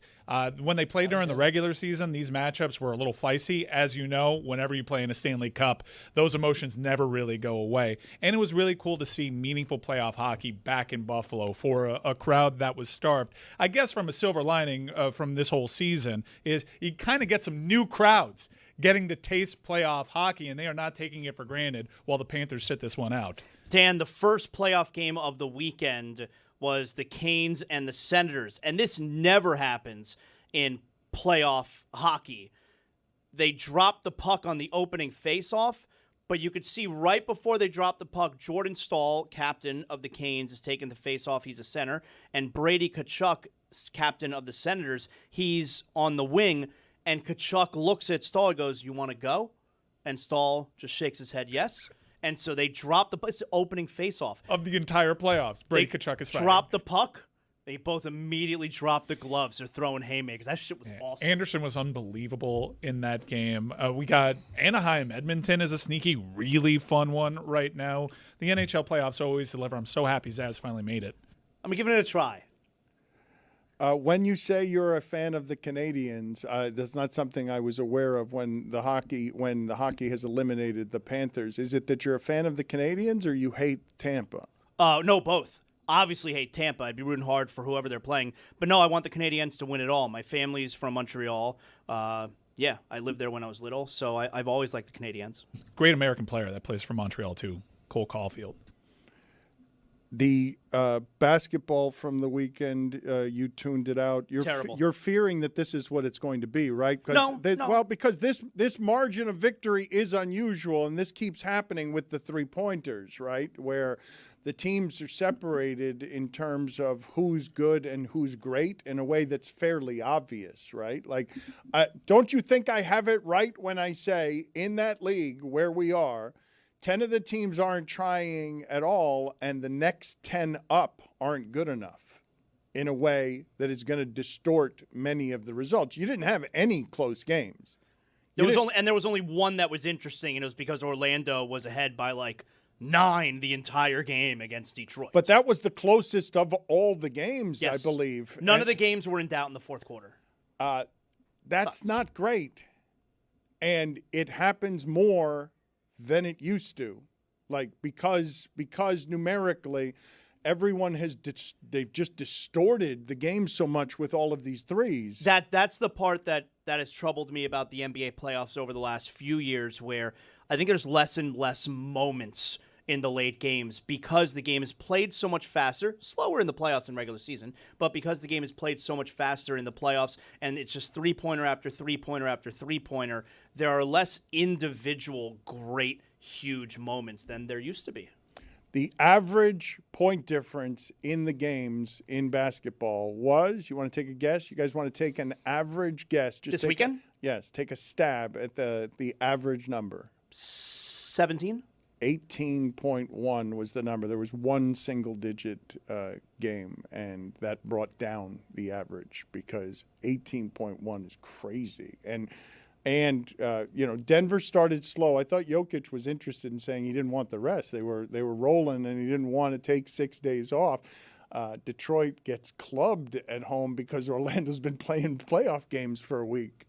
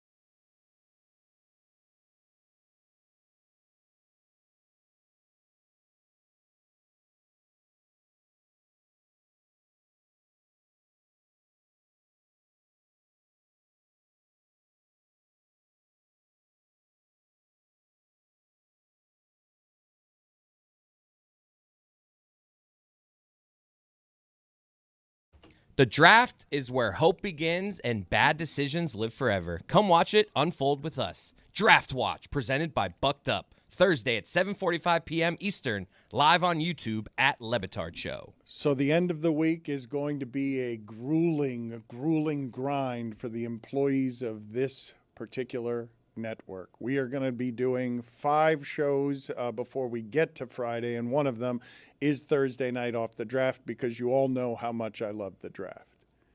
Thursday night, live draft coverage. The Dolphins, it's a giant day for the Dolphins because the Dolphins have a lot of draft picks. The thing that I wanted to ask you guys about, because I am fascinated by it, we talk all the time around here about the dollars that athletes make. To me, it's been strange. I had this conversation with Samson the other day. He thinks it's always been so. It has not always been so that we always have known the salaries of the players. That is something that has changed the way we view sports. The fact that every damn contract that's out there has a dollar figure, and you know what your franchise assigns as a value to the player. The Padres selling for $3.9 billion. That's football money, okay? That's Walmart, Denver Broncos type money. Floored me because of the inflation that has happened in baseball. The Padres in 2012, Zaslow, sold for $800 million. The Padres. And I thought they were crazy to go get Blake Snell and Machado. And I'm like, what are they doing? They're the Padres. Well, what they're doing is turning their franchise into something. Petco Park sells out a lot. Petco Park is top 5 in attendance. San Diego's a weird market in that it's one of the biggest cities in the United States. I think it's top 10 biggest city in the United States, but it's not one of the biggest media markets. Like, I don't think it's top 30 in media market. So it's a giant city, but it's not a giant media market. The fact that San Diego doesn't have very much in the way of real sports, but right in the middle of a beautiful city on the water, they've now got a franchise that just sold for $4 billion. Why is it that people care so little about what the owners make, but care so much about what the players make? And generally speaking, when we have conversations about labor versus management, most people end up siding with management, even though what I just said to you, there aren't very many things that in sports that have an inflation rate of that one, where you go from $800 million in 2012 to $3.9 million. You go from the Mets going for $2.4 billion at the beginning of the pandemic to now the Padres are worth $1.5 billion more than that. So just the difference between the Mets and the Padres is twice as much as what the Padres went for in total in 2012. That inflation rate is nuts and proves that sports franchises are almost always a great investment. Well, when you say, why don't fans care about what owners make, I think fans care about what owners make when they're not then putting it back into the team, the same way fans care what players make if they're not performing for the team. Like, I think that's the correlation there. Oh, but I think there's been a shift, though, with fantasy football and an assortment of things that makes us all our own GMs, that people now in fandom, smarter than they've ever been, more informed than they've ever been, actually like to assess, is my player overvalued or is he undervalued? Am I getting value from that pick? It's no longer, is he just good? It's also, in the construction of my team, is this something that is valuable? And I'll tell you what's happening with kids that has floored me when it comes to the infection of whatever it is that fantasy football does. Too many kids now following sports. I'm not saying too many as in too many, although that too. But many kids are watching sports, and these aren't human beings. They're just numbers. That it's all they are is an assortment of numbers that fit into however it is you fantasy GM, because you've made the shift from how good is my player to how much value am I getting from my player. Well, and it's not just the fantasy, it's also how prevalent the gambling is now. Like, the gambling is a massive thing now. Like, my older son is way into the gambling. So, yeah, like, I think that now is playing a major role. It's changed the way that fandom is experienced, though. Would you guys be interested? Do you guys think you would have the same interest if I tell you, baseball player X is getting a $150 million contract? If I gave you the information every year at the end of a baseball season, here's how much the Padres reported to the government as earnings. Like, would that be interesting to people in the same way, or is it just the players that's doing this? Because I'd be interested in that. I'd be interested. I don't understand why the Portland Trail Blazers are presently being run the way they're being run.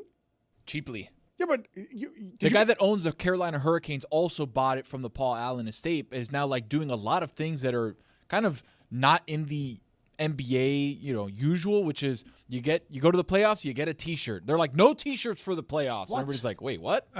They did that down here for a little bit. Yeah, but come on, this is a Class A franchise. They're not sending their two-way players on the road for the postseason. Also, something that doesn't happen. It's crazy. They're trying to check out of hotel rooms early so that they don't have to pay for the extra half day. Are players doubling up in hotel rooms? I don't know if they're doing that, but they're not having as many for like staff and people that work for the team. They're like, all right, you can be in the conference room for 7 hours. No.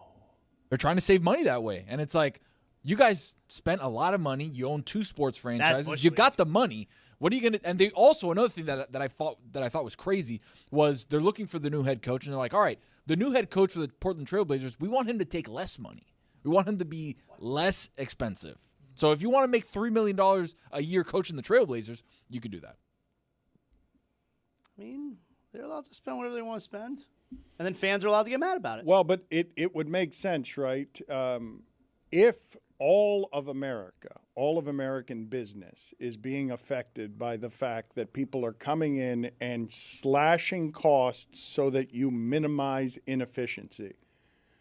Do you know how much inefficiency there is in how much it costs for these teams to travel? Like, it's going to be something that makes an appearance here and there where people are going to continue to get to the thing and then cut the soul out of the thing because they're doing everything to save costs because everything in every economy feels like it's shaking. I don't know enough about the dynamics, but I've seen people like Trissa weigh in on this, and this is a bit of a shock to the NBA system. Should be noted, Carolina Hurricanes, while their facilities are often the butt of some jokes and they're trying to do stuff about that, the Carolina ownership and front office is well respected in the NHL.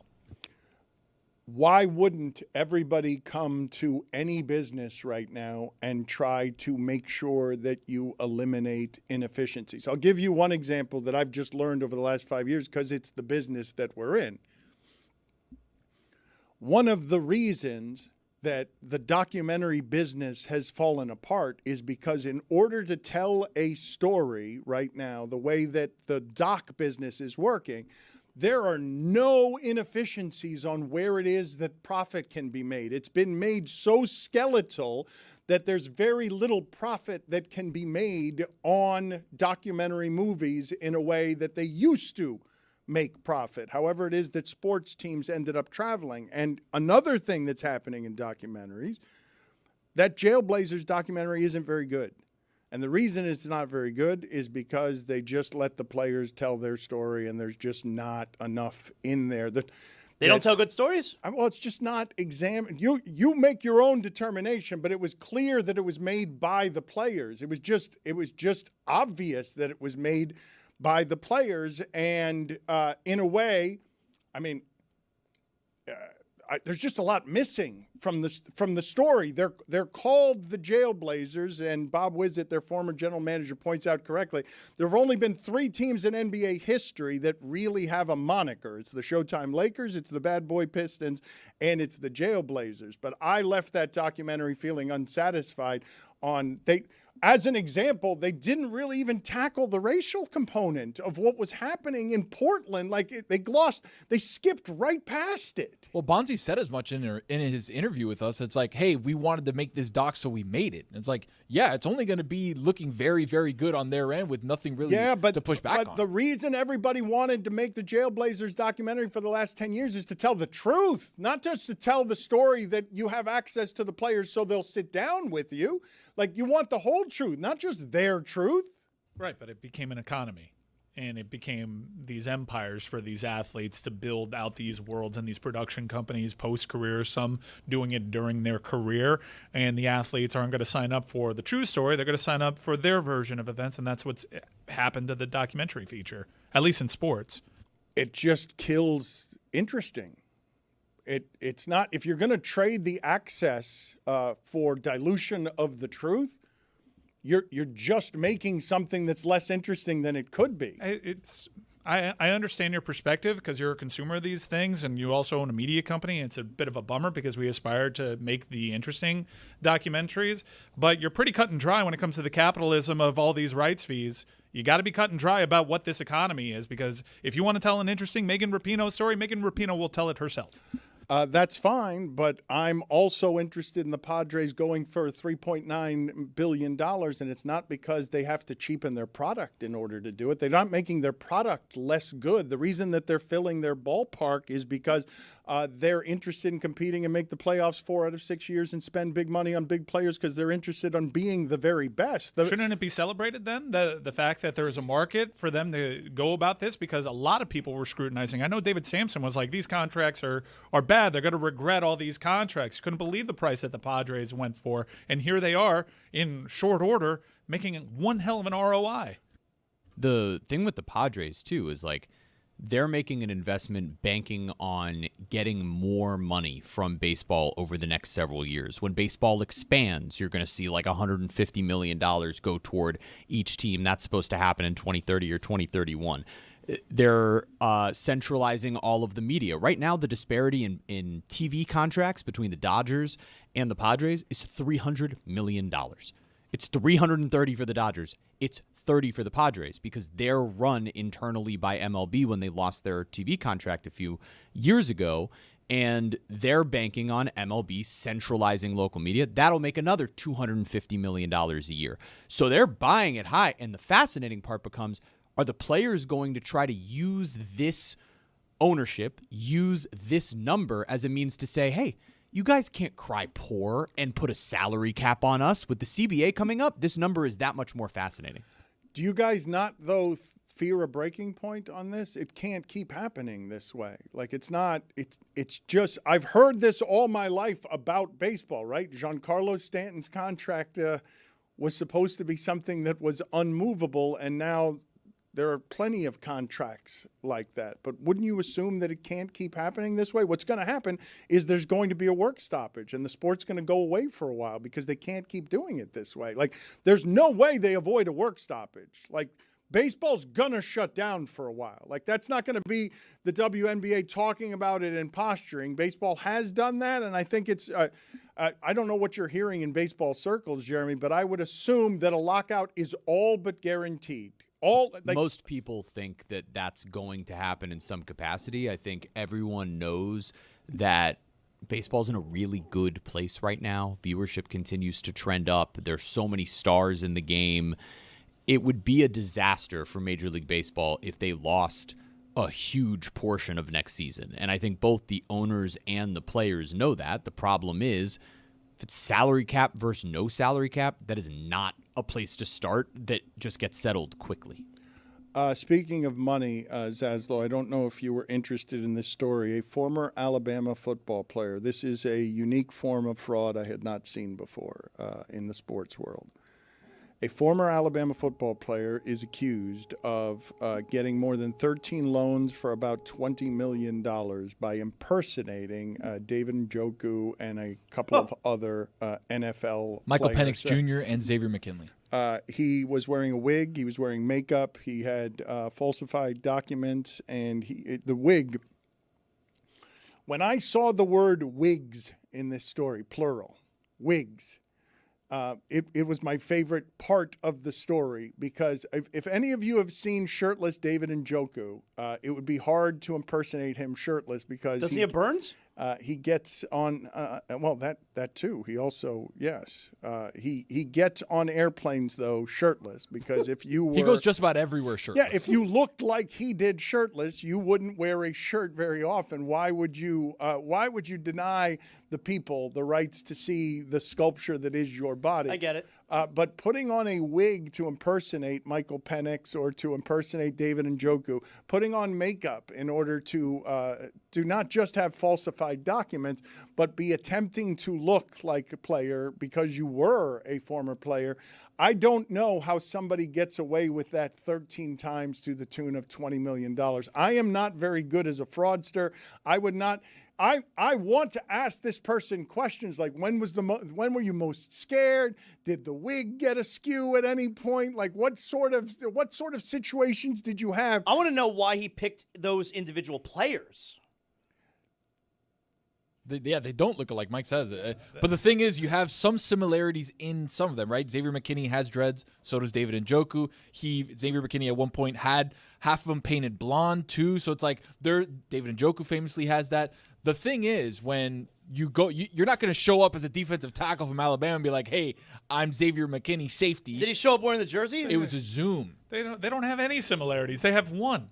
Everything was via Zoom. So like, it's like, hey, grainy footage, like, got the wig, got the mustache, got this, got that. So like, he was just going through Zooms and just cramming them out and being like, "Yeah, I'm Xavier McKinney. Hey, yeah, I'm Michael Penix." It's incredible range. Yeah. Safety, tight end, quarterback.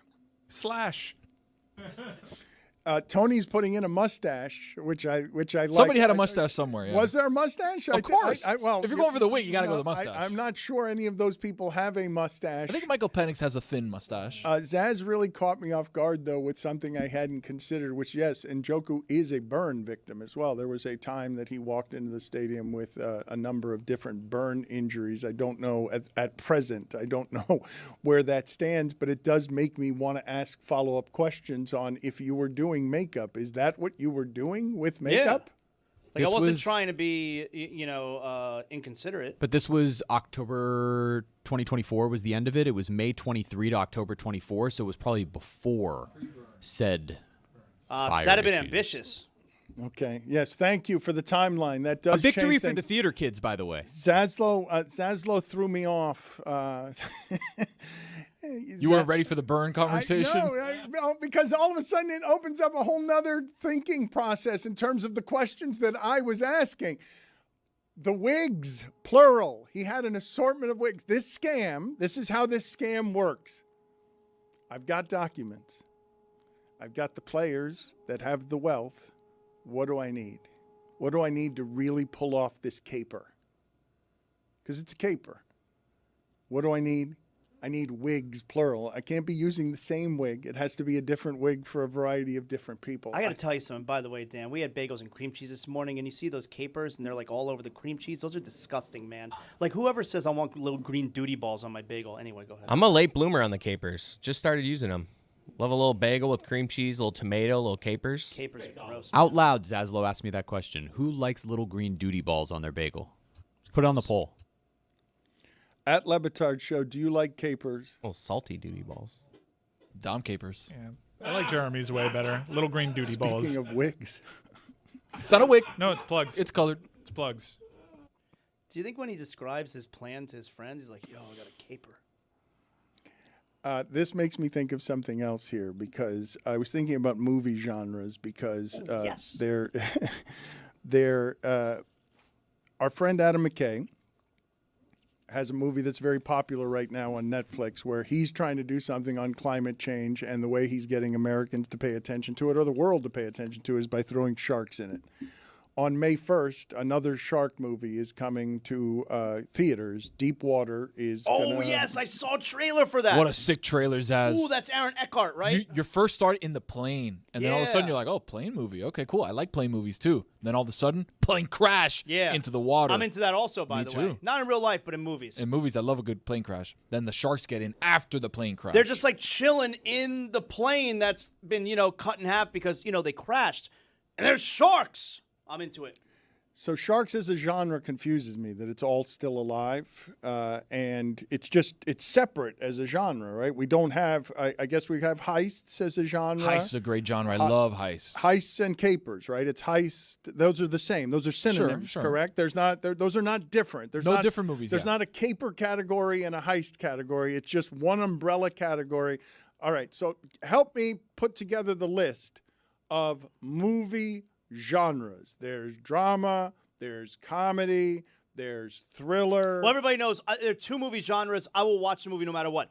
Time travel movies, prison movies. I will watch any of those movies. What I'm really waiting for, Dan, is for somebody to take the time travel and mix in the prison. Like maybe you're in prison, but you know how to time travel. Let's put those two together. Now we're cooking with gas. Throw some sharks in there as well. But let's just get together here for a list of genres. What horror is it's a genre. There are no other animal genres, right? Maybe apes. There are no. Apes have made a comeback. There was a recent horror movie that had an ape in it. There's nothing like shark movies. Shark movies are they're by themselves, right? Every once in a while, there'll be a bear with Alec Baldwin and Anthony Hopkins, or somebody is devouring or trying to devour no, I think that was DiCaprio. But by and large, I don't think people think of apes as a genre. What about alligator movies? I saw a movie called The Crawl with Barry Pepper. No. That's a good movie. No, it's not. And no, it isn't. The snakes are not a genre. Ooh, I don't know about that. What about dog movies? Snakes on a plane. What about dog movies? Homeward Bound, Air Bud.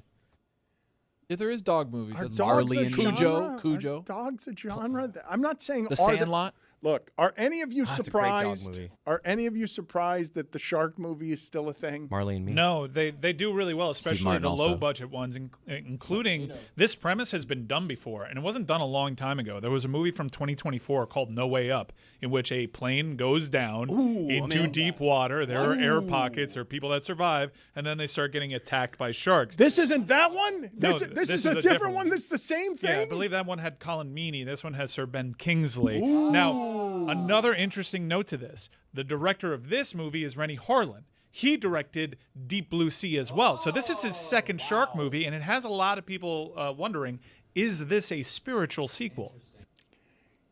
You've got to be surprised that the shark movie is still a thing. How is the first one the best of them? I like movies when you're trapped in the ocean. You got to manage the sharks. I saw this one movie with Blake Lively, and she was trapped in on a buoy, and there were sharks around. Yeah, they do very well. Like I said, they're not super high budget, and you put a shark on your VHS cover, people rent it. Yeah.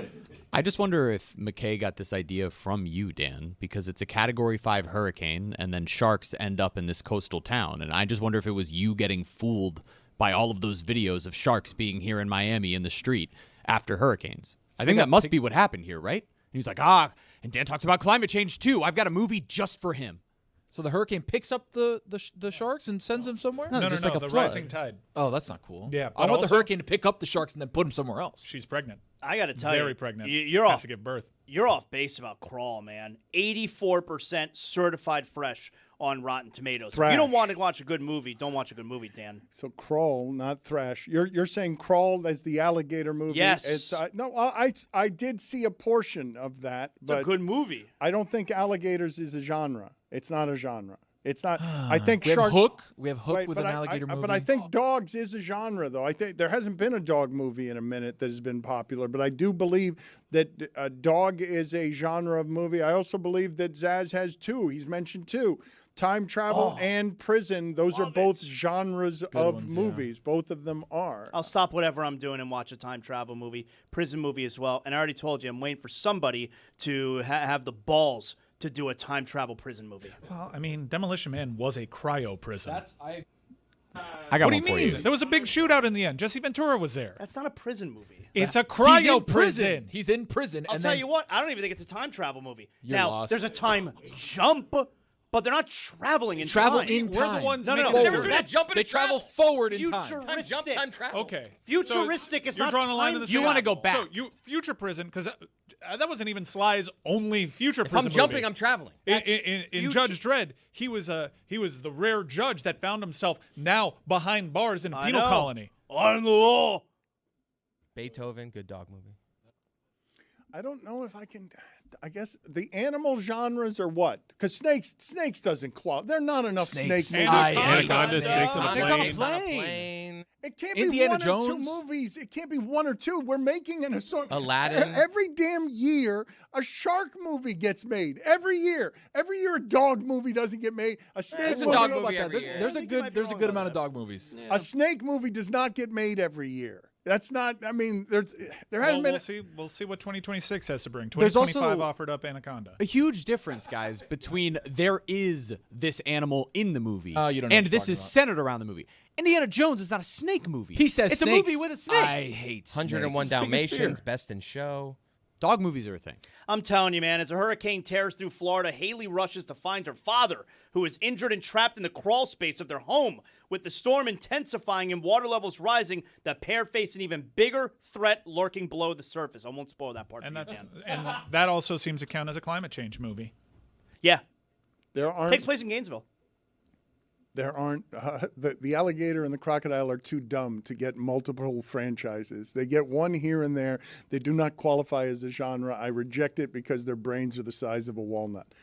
They're just. It's not the same. It's not what a shark movie is. It's tough to swim in zigzag. You know, That is true. You gotta run run in in zigzag. Yeah, that's everybody knows easy. that. That's easy. If you get caught by an alligator chasing you, you're just stupid. But the swimming in zigzag, it's tough. Does everybody know that you got to run away from alligators in zigzags? Just common sense, man. Some people don't know that. Some people try to go They're straight little line. arms. Put it on the poll at Le Batard Show. Did you know that you have to run away from an got alligator in zigzags? Because it is you do have to. But Zaz is also correct that yes, when the alligator has the home field advantage of you're in the swamp, there's no getting away in zigzags. Are we sure this was an alligator movie or a croc movie? Crocodile's way more dangerous. I don't know the difference. Lake Placid. You don't know whether crawl was alligators or crocodiles? No, I'm saying like if you showed me a picture, I don't know if that's an alligator or if it's a crocodile. If you see a gator, it's less intimidating than a croc. Yeah, croc, way more ominous looking. I disagree. I believe, What? I You don't know your gators. I believe Yeah, that run if out I of golf see course. either one of them and they look All like a right. giant dinosaur snake, I'm right. going to be scared. I'm going to give away the spoiler of what lurks beneath the water here in Crawl because this synopsis says giant alligators. Well, that's a mistake on their part. They got the stubby little snout. Croc, way more scary. Another genre, getting disavowed by your government. I'm in. There have been 8 of those. I love them. That is not a genre. What are you talking? James Bond gets disavowed by his government all the time. That's just a franchise called Mission Impossible. And Mission Impossible, clear. That would fall it's under happened 6 times, the thriller. That would fall under the thriller category. No, but not every thriller you don't get disavowed by the government. That's espionage. That's a different genre. Baseball is its own genre. When we talk about things being bought and you guys complaining about WrestleMania, I don't know if you guys saw this. If Zaz saw it, he would have gotten upset. They were showing Adam Silver in the crowd at the Cleveland game, and the announcers on Prime had the audacity to say, what a fantastic job he's doing. Oh, my God. Worse than that, he goes, look at this precious metal. Adam Silver. And I was like, oh, please. Precious metal joke. on. What? Said he was doing a fantastic job. And I thought of Zaz watching that game. If he hadn't checked out of basketball in order to follow hockey for the first time in his life, he would have been enraged by Adam Silver. And that's simply you just being a good broadcast partner, right? So, again, when we come back to this dilution of truth stuff, you guys don't care? You don't care that we're going to keep making some of these trades? Yes, we do. But there's nothing that you can do about it. See, we're American. We're used to not being able to do anything about the things that bother us via gigantic capitalist ventures. Jeremy, go find that sound, please. Go locate that sound Pardon for me? us. Yeah, Got it. That is Chris Cody after a buffet. I heard something that made me sad this weekend. The news out of Vegas, where Vegas is obviously, whenever there are economy problems, Vegas gets hit pretty hard where disposable cash is. A lot of Vegas is shrinking, suffering under the weight of just things changing. and the Vegas buffet is all but extinct. The MGM Grand has now closed its buffet and has no plans for that giant space either. There are a number of hotels in Vegas that are struggling, but Vegas is gone. I don't know how you guys feel about the Vegas buffet. Chris Cody, I'm assuming that you love the Vegas buffet. I've hit a couple in my day. I always did think it's a little excessive for each hotel to have 2. There used to be more than 70 buffets in Vegas, and one of the things that would be celebrated, as everything in America now costs $45, is you could get prime rib for $4.99 because it's a way that they wanted to get you near their casinos and on their property, because you have to walk 17 miles to get to the next property, even though it looks like it's right next to you. But there are now evidently fewer than 6 buffets in Vegas at all of the hotels. Put it on the poll at Le Batard Show. Did you know that there are now fewer than 6 buffets in all of Vegas? And it all started during the pandemic. During the pandemic, everyone realized, okay, we can't just be sharing food like this. Now the recent trend, more and more hotels are jumping on it, is they're going the way of all-inclusive at these Vegas resorts. Chris Cody loves some all-inclusive resorts. Dude, talk to me. Talk dirty to me. He's got some weaknesses there when you can get a drink package and a food package, and you just tell me this is it's what one it's price. Cost. You mean I don't have to do anything? I just walk in, I just get the food and come out. All inclusive. Yes. I don't mind a Vegas buffet. I had the one at the Wynn is very famous. That one's really good. But then one almost killed me. I got diverticulitis from one, straight up. The thing about the buffet is you think the way to attack it is, I'm not going to eat all day to build up the biggest appetite. You got to eat a little bit in the morning to set up for that buffet meal. If you're going to hit the buffet around 4, you don't want to not eat all day, because then you get filled up really quickly. It's a rookie move to think that you can, I'm just going to leave a bunch of room, not eat all day. No. You got to eat a little something, get the metabolism going, really open up that space, then smoke a joint right before. I was in Vegas 2 months ago. We didn't do a buffet. It's like whatever. Well, they're hard to find. There aren't, there aren't many of them anymore. No, but it's not because we said, hey, let's go to a buffet. Oh, my God, I can't find one. Let's not. Like, we didn't do a buffet. We didn't care. You a buffet guy in other aspects of your life or not? I can't tell you the last time I did a buffet, to be perfectly honest with you. I can. I went to a buffet locally, and I looked around, and it was just a place that I loved pre-pandemic, and then I got there post-pandemic, and I was like, this is kind of sad. I mean, if Pizza Hut brought back the buffet, I'd be into that. Yeah. Like, are we calling the sad continental breakfast at a hotel a buffet? No. I mean, it is technically a buffet. No. I can get as much as I want. No, it's not. I can have as many little sad cereal bowls as I want. It's not even advertised as a buffet. Yeah, it's a continental breakfast. Okay. They're trying. That's just different genres. That's just them trying to sound fancy. It's a buffet. Put it on the poll at Le Batard Show. Is the continental breakfast, does it qualify as a buffet?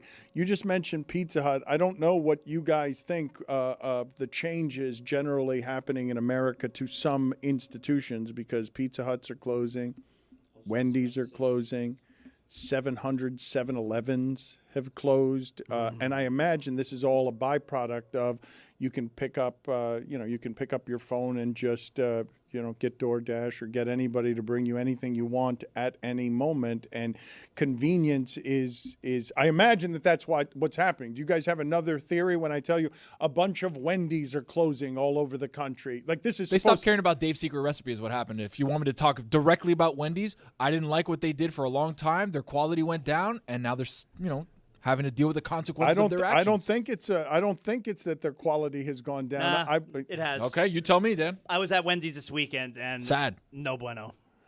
Okay. I was of the impression, though, that the reason that this was happening to 7-Elevens, to Pizza Huts. Oh, let's check in with Jeremy here. Jeremy, where are you? You have found the place the sound is coming from. Let's check in with Jeremy. Jeremy is muted. Jeremy, you're muted. Okay. He can't even hear that we're telling him he's muted. Yeah. Well, it's too loud. Yeah, it's too loud. We are the video team has made an executive decision, and I wish they'd told me about it before I threw it to Jeremy. They said it's all too loud. You don't want to throw it to where Jeremy is. So you'll just have to enjoy him in picture, thinking that we can hear him. Yeah, as they continue to renovate here at the Elser and it's behind that door. Whatever's behind that door, Dan, we still don't know. Yeah, but they just told me, the video team just told me we've had to turn it down. It would annoy the audience. He's too close to it. Can we at least see it, though? Let me see what's back there. Is there somebody jackhammering? Is that the problem? Looks like the door's locked, Dan. Okay. Yeah, he's going like this, which means door's locked. All right. That's too bad. You think it's the quality of the Wendy's? Absolutely. That it's not. Dan? Well, it's not. Is it the 7-Eleven's quality? Is it the Pizza Hut's quality? Like, I've assumed there's too much competition on convenience and that people. Man, aren't people more reclusive than they've ever been because everything can be brought to your home and you're spending the whole day, and every time you look at your iPad, it's got 9 hours you've spent today on your devices? 9? Oh, my God. We're so much closer to 14. Anyway, I got Wendy's this weekend. Obviously, I got the number 5. Everybody knows you got to go number 5, spicy chicken sandwich. And I got the spicy chicken sandwich. I opened it up. I thought it was a burger at first. That's how flat it was. Very, very disappointing. Usually it's a good thick, juicy piece of spicy chicken. This was a piece of shit. So what's your explanation for what's happened with 7-Elevens? I don't know. That almost 700 7-Elevens are closing when I thought that this was these are the affordable places. Everything is $45 now. Everything. More.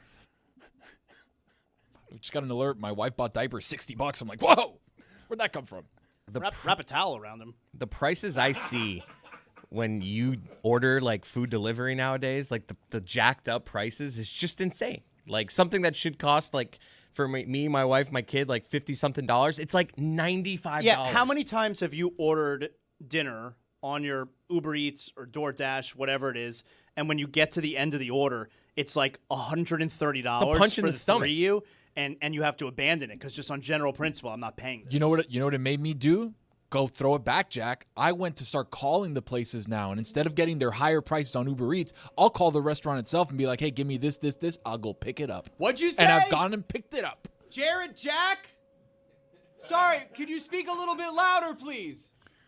We didn't hear a word that you said from down there. How bad was it? Because they shielded. Incarnate Word? They what? shielded us from any of the sound that was coming from your mouth because they said it was too loud. No, they don't use shields in shark movies, Dan. That wouldn't work. How bad was it down there, and what's the equipment that they're using? Could you see anything? That was as close as you can get? You couldn't see where that sound is coming from in the hotel? What? All right, you're going to stay in character. Okay. What'd you say? All right, good.